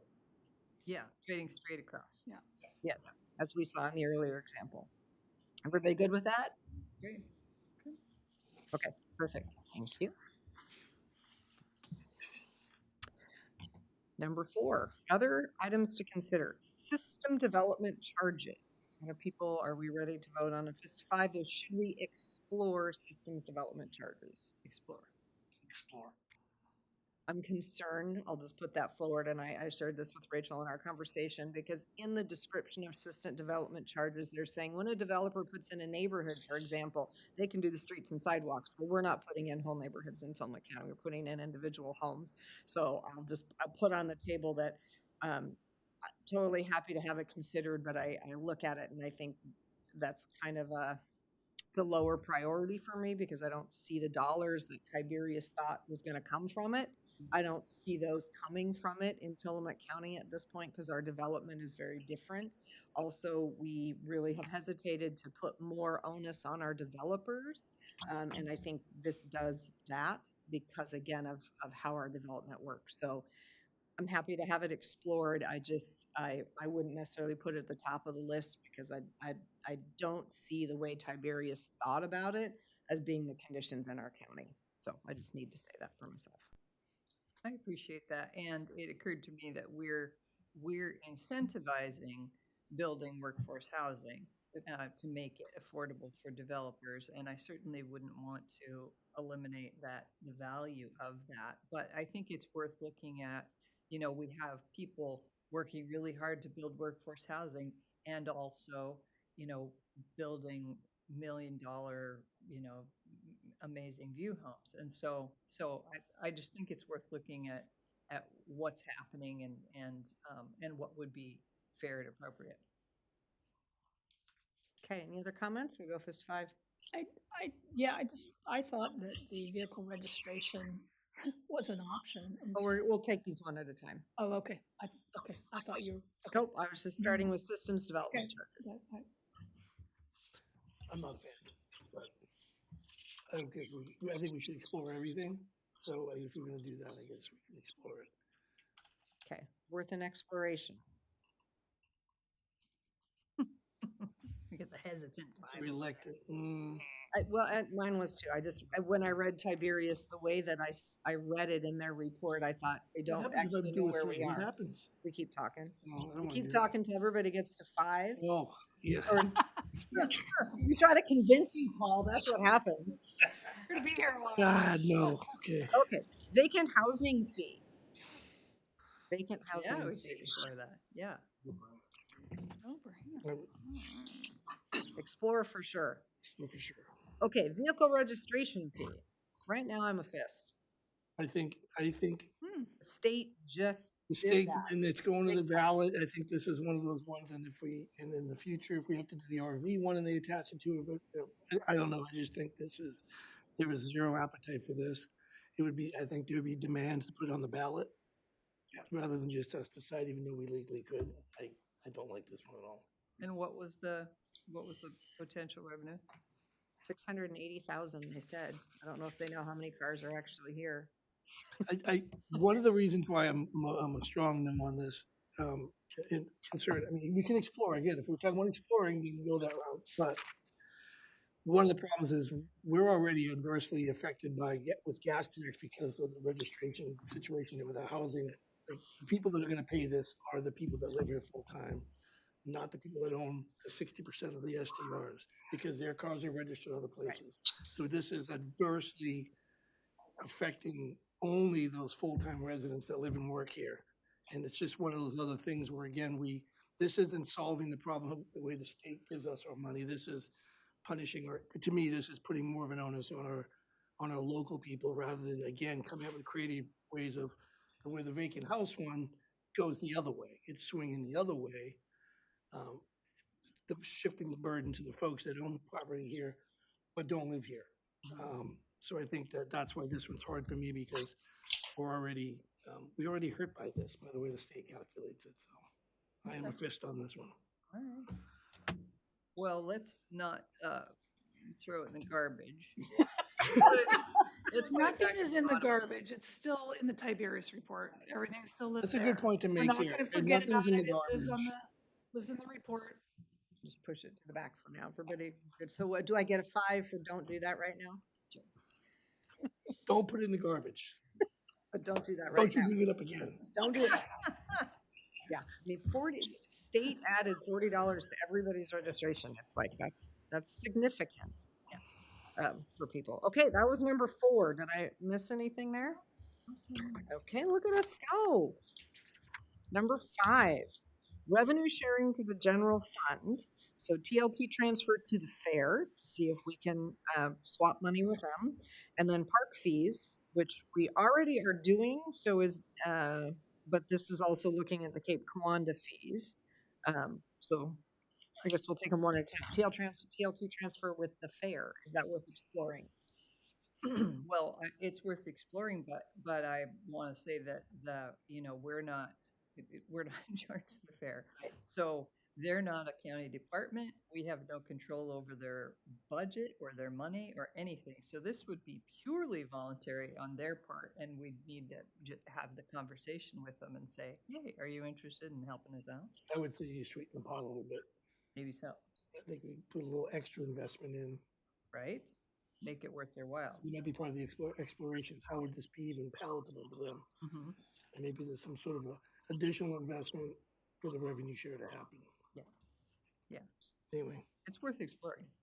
I think it's worth exploring. I think to Ken's point earlier, anywhere that we could be using TLT in a appropriate way, which the fair and their activities are completely inappropriate way. And for them, it could be just as transparent as parks, where it's like, what's the difference? Are you willing? It could be, they rent the fairgrounds from us for this amount of money. And so there's certainly ways I think it could be done, but obviously with, not to. I mean, and I think for me, that's all of the stuff we're talking about is with, not to. I don't want to do anything to our employees, to our departments, to our partners. And I think we all have a little reactions as we think about what that would feel like being done to, and we want to make sure we're all super clear. This is all with. I think so. I think it's important too that, again, to your point, we're just trying, this is all new. So we are exploring all of it. And like you said, this is going to be talked about for a while, but just trying to focus on what should we be talking about. Right. There's a big bowl of spaghetti and we're throwing it at the wall, right? Yeah. And we're going to see what sticks. Okay, so that was a yes, explore. Okay. Okay. Parks fees to the general fund, which we're already doing. So tell me what. Yeah, so I want to make a distinction there. So parks fees are not, the way they're coming to the general fund is different. Okay. So so right now there's a transfer from the fees in parks going to the general fund. I know that sounds funny the way I just said, from the fees in parks going to the general fund. The difference would be the fees go to the general fund first. So when they come out of the kiosk, they go to the general fund, all of them. And then that is used to budget the other way for parks. And if all of the funding isn't needed for parks, then some of it could be in the general fund. Or TLT is supporting what is needed in parks. So it's how the money comes into the county is different. But conceptually, it's kind of the same, but it apportions more potentially to the general fund with more supported by TLT. So what I think I hear you saying in the difference is that what we have already agreed to and we're already doing is 100% exchange, a 100% transfer. We use the parks revenue and replace it with TLT. And what I think I hear you saying is that we would take in all of parks revenue and they may or may not get it all back in TLT. Yes. That is a bigger discussion. And I'm willing to have the discussion, but how that's landing on me is that's a whole restructuring of the parks relationship to the county. Yes. So Absolutely. we could talk about that, but that's big. I think it the is other big, stuff yeah. we've agreed to is easy to implement and instant. And when they were booted out of the general fund, what does that agreement, I know that there's some agreement when they got kicked out of the general fund multiple years ago. I don't know of an agreement. There's, But I know, maybe there I've is, seen yeah. something. So there's a document for Well, if you that. can have that document, I would love to see it. Okay. Okay, we'll see if we can find that. So,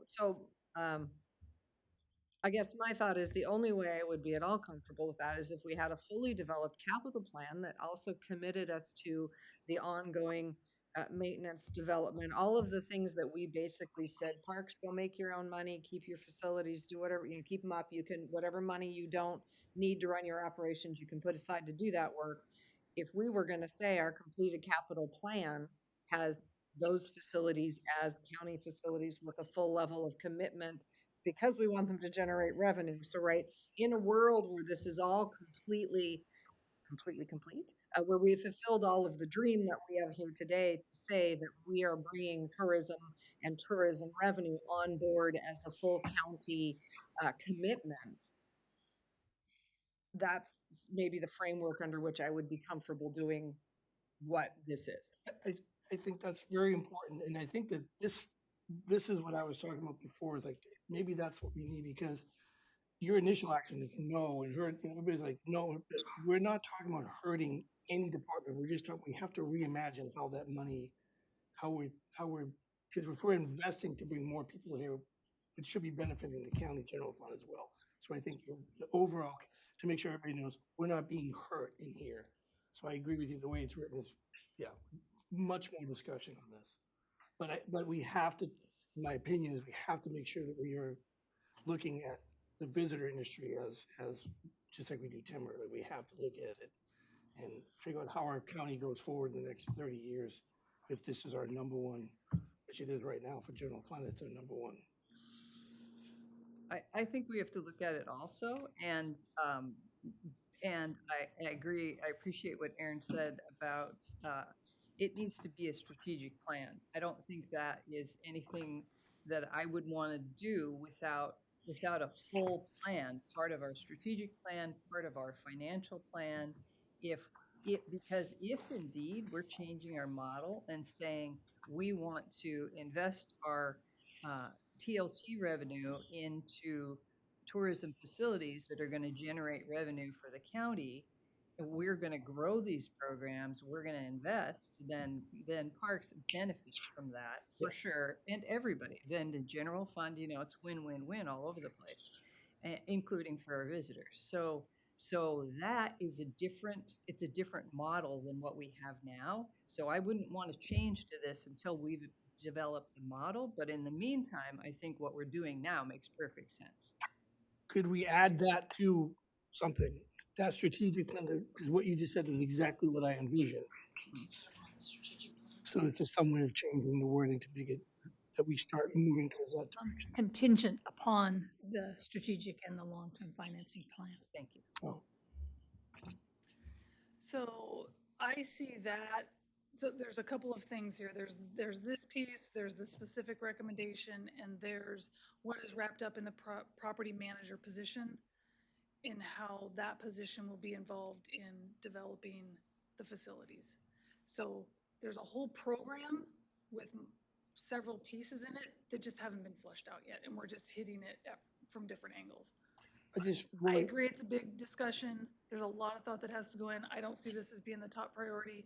It's a longer term discussion, I Yes, think. And yes. I think Mary Faye said it very clearly, and I agree that right now we have a methodology by which we can swap these funds. And in fact, I think Parks generates $2.5 million or something right now. We can swap if we need more in the general fund, like right now, we can still use that mechanism at a broader scale than we are right now. And continue these conversations of how far are we going into this industry as the county, and is that the ultimate future, and does it all come together? So I'm for exploring it, but I think not as a first priority, because I see that as a multi-year bigger, like, how are we coming? We just lost our 2 TVs. Debbie, do you have the remote? We went into idle standby. On this one. No, it's just for us to see. So to see who's here. also to Paul's point about reacting to change, that's not what you said, but I'm putting words in your mouth. The, I believe I talked about this in our budget process last year, that there other counties have kicked their parks departments out of the general fund, told them sink or swim.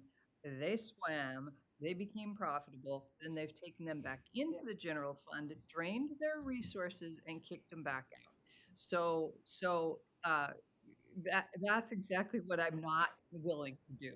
So I think if we have the strategic plan, the financial plan, we move forward with a plan that's win-win-win all over the place, then I'm open to that. To that point, I would never suggest that because that's not the plan is to do exactly what you said before that. And I think the thing that worries me is I know that I'm super impatient, but part of what makes me impatient on this is that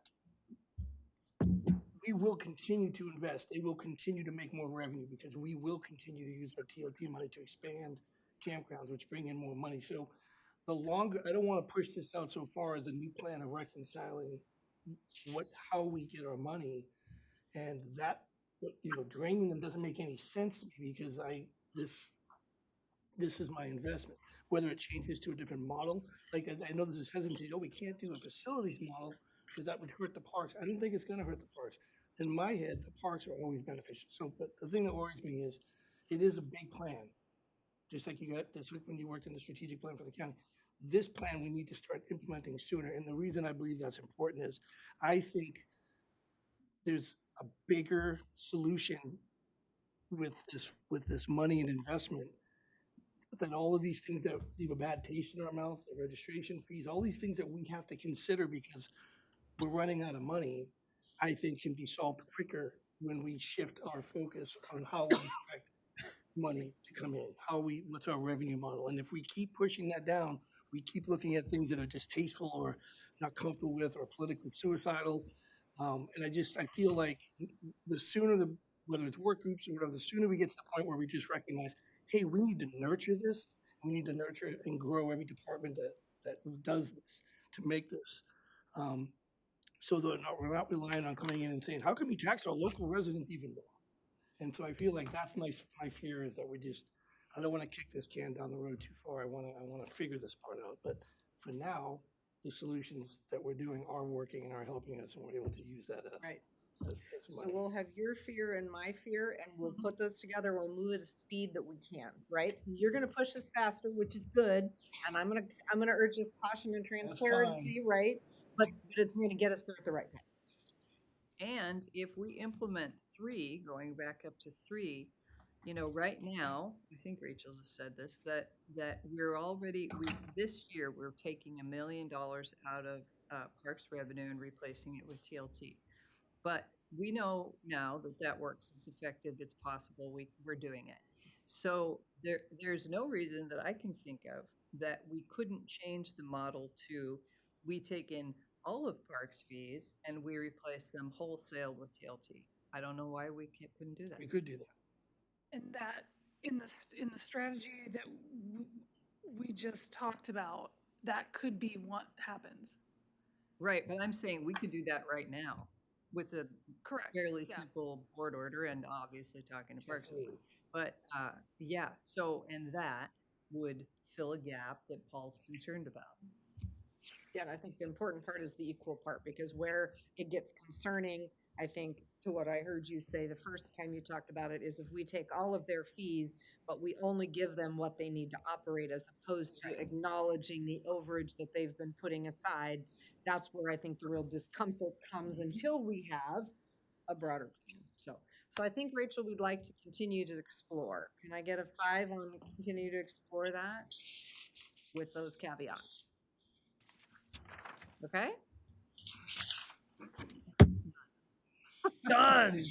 Number 6. You have all your new ideas. There are new ideas to vet. Now, I don't have those on my paper, but they're all blue. So who's reading us those up? Well, one at a time. Just give us something to talk about, Mackenzie. What should we talk about? Exploring the exploration of benefit packages, health and retirement. Yeah, We talked about this, I think, at the budget committee too. It's just like, we need to understand if we're getting the best deal. Okay. The policy and recognition of TLT funds. Yes. Philosophical, okay. Yep. Sales tax on tourism. Woo-hoo. Sugar tax, not nutritious. Is that a, yes. Talk about Sorry, that. Talk MJ. about that, Ken. I guess I'm not opposed to exploring it.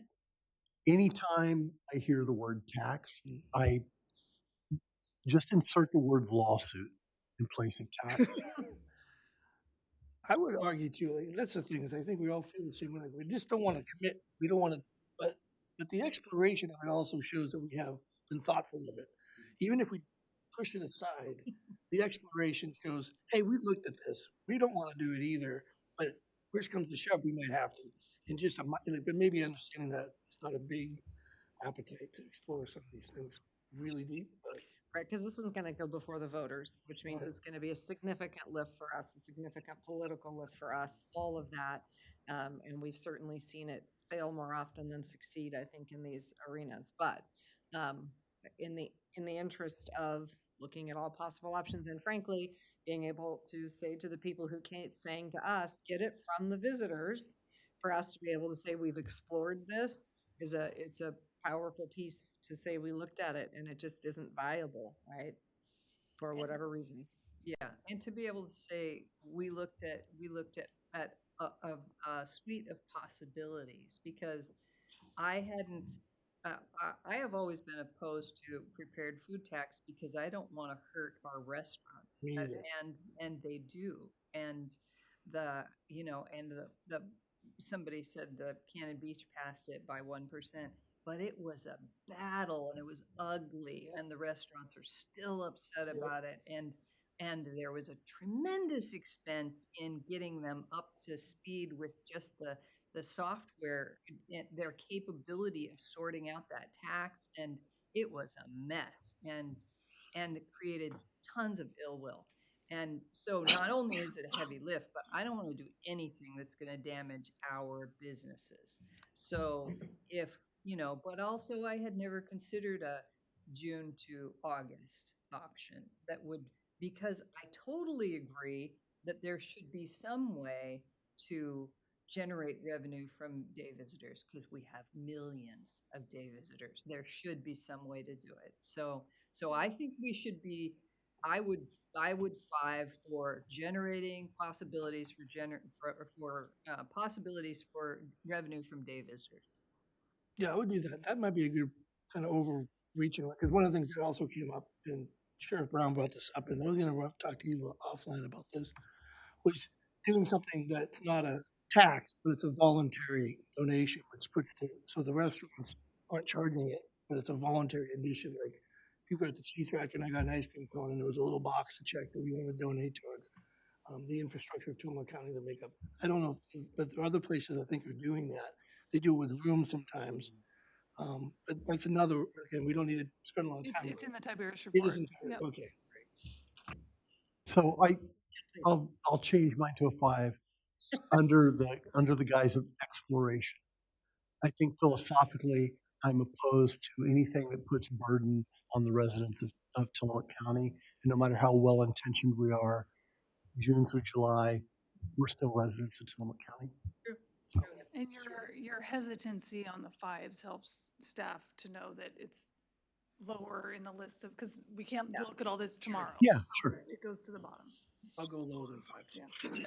Okay, so we have about 15 minutes left. I can't remember how many ideas we generated, so, or how many we have left. Got 5 more. Okay, so a couple minutes each if we hope to get through each of them. So go ahead, Mackenzie, what's up? The economic development, the taxes on businesses such as Amazon's new facility. Oh, just, Revisit the exemption. I'm not sure we can really do anything, but that's going to be a long. I think that's maybe not in this conversation. I mean, I like the concept. Yeah. We've been talking, Mary Faith and I talked about a few years ago, an economic development plan for Tillamook County that recognizes that at some point, we To be have honest, I to. think that's part of the bigger plan you decide. Yeah. Okay, another time. Revisiting the TLT on the ballot Ken mentioned earlier, what does the community want to use the money on? And can we rephrase to clarify any uncertainty? Right. I think we answered that one. Yeah, I think we did that one earlier. We're like, we're going, just not right now. We're gonna wait and see what happens and undertake it carefully if we do. The TLT site, similar to VRBO and Airbnb for revenue generation? Yeah, I forget what happened with that. We asked there Dan to was- look at it and we ran into some reasons that it wasn't a good idea. Yeah, there were some issues with that. So, It's already been explored. been and explored. It's not an easy solution, so I think it got pushed back down. yeah. Yeah, well, I will ask about it though, but there was a reason why it wasn't. Airbnb I and both of those, I think, offer an insurance coverage when you book through them for your, They give you $1 million of coverage. right, so people aren't real excited to book. They want to use the service that also provides protection, plus the amount of just airplay it gets. Yeah, It was a good idea, MJ, and we did explore it with STR owners and operators, and they said, no, don't do it because it's really complicated, and we wouldn't have the part of what makes it attractive to them is that they now have worldwide reach. And we would never have that. But what they did ask for that we could invest more TLT in is for us to some way to direct customers to their own websites because they pay these huge user fees to Airbnb and VRBO, et cetera, Expedia. They pay huge user fees. And so they said, well, if people can come directly to our websites, we can offer them better prices.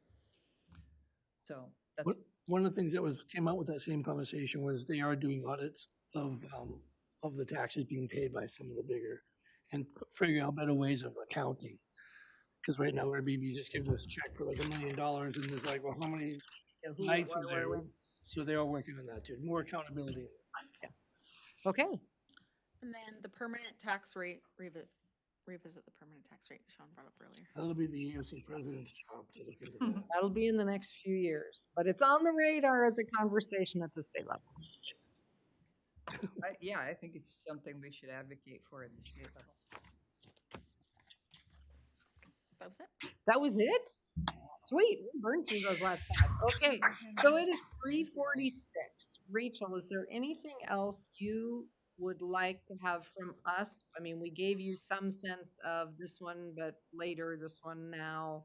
Is there anything on there that you think I would like to clarify urgency or I don't know. at the next time? There's so much, I mean, Oh, yeah. my brain is swimming with what we're gonna do next with this, but I think we have a general sense of where you all are at, and we know what some things are gonna be that's gonna be easy, and we can reach out afterwards if we have follow-up questions, but I think we have enough to put together Okay. something. Anyone else? Any other, Mike.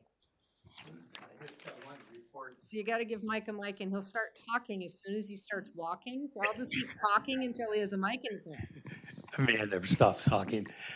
Paul thought I was going to sleep. Actually, I was looking up to confirm that you can borrow money from various funds. Turns out the county has more power than the municipalities. The answer is yes, you can borrow from any fund. And to my surprise, and of course you want to confirm this with the attorney, you can do it for 5 years. That's the unusual thing. And I could be wrong about that, but that's what I read in the statute. And then also, you can float a revenue bond, which is a non-voted bond, to pay back some of that, which is an interesting proposal in and of itself. Anyway, without getting all too goofed up, I wanted to affirm that and let you know. Thank you. I appreciate that because before Mike started talking about that, I didn't know about the big emergency fund that we could borrow from if we get to 2028 and we haven't solved some of these problems. I didn't know about that. So I hope we never have to use that, but it's reassuring to me that it's there if we do. I just want to thank the county team for putting all this together and making it easy to participate. And you guys did a good job, and I really appreciate that. Thank you. True. This is a tremendous body of work. Thank you. Yes. It is a tremendous body of work. And I'm hopeful, I appreciate that very much. Hopeful. I think everyone in this room has had varying degrees of anxiety about where we're going financially and how we're going to get there. And so this is hopeful. I feel like we're entering into the action phase, which is exciting. Yeah, it Yeah. feels like we have some power to do something, and we've definitely pivoted the conversation. Yeah. So that's Yeah, positive. I'm sorry Mike Weisenflu isn't with us today because he's been, on my shoulder like, you guys need to he has been sharing in the anxiety, and so I wish that he were sharing in hope right now. I know you guys are gonna, if you haven't already. We met with him on Oh, Friday. Yep. I want to thank you two and Mike Weisenflu and Mike in the back of the room, as well as our team here. But these two folks are getting paid to be here. Right, They got lunch. right. You brought your own lunchbox. I just want to thank you guys because this, as a Tacoma County resident since '95, this is unprecedented what we're doing now. I want to thank my colleagues for you guys starting these last year and participating in the fact that we have you folks coming quarterly or more if we need them. But they're always available by phone. I think that is, to me, I feel like this county is really doing some good work and due diligence to try to get us back on track and for long after we're here. It feels good to be a part of that. Agree. Anyone else? Final comments? Upcoming meetings on the agenda? Number 10. See, it's a regular meeting. Oh, look at that. There's a number 10. Upcoming meetings. We have a leadership team meeting on November 3rd, a monthly board meeting on November 5th, and a quarterly board work session November 12th or the 26th, reports and deliberation with the budget committee. So while we just said, yes, we want to do that, we already have it scheduled. They're so good. They're already on our calendars. No, I was waiting until we read that. Okay. They will soon be on our calendars. So, all right. Well, I would share my thanks with everyone in the room for being here and being part of the conversation, and we'll look forward to what comes next. With that, we can adjourn this meeting at 3:51.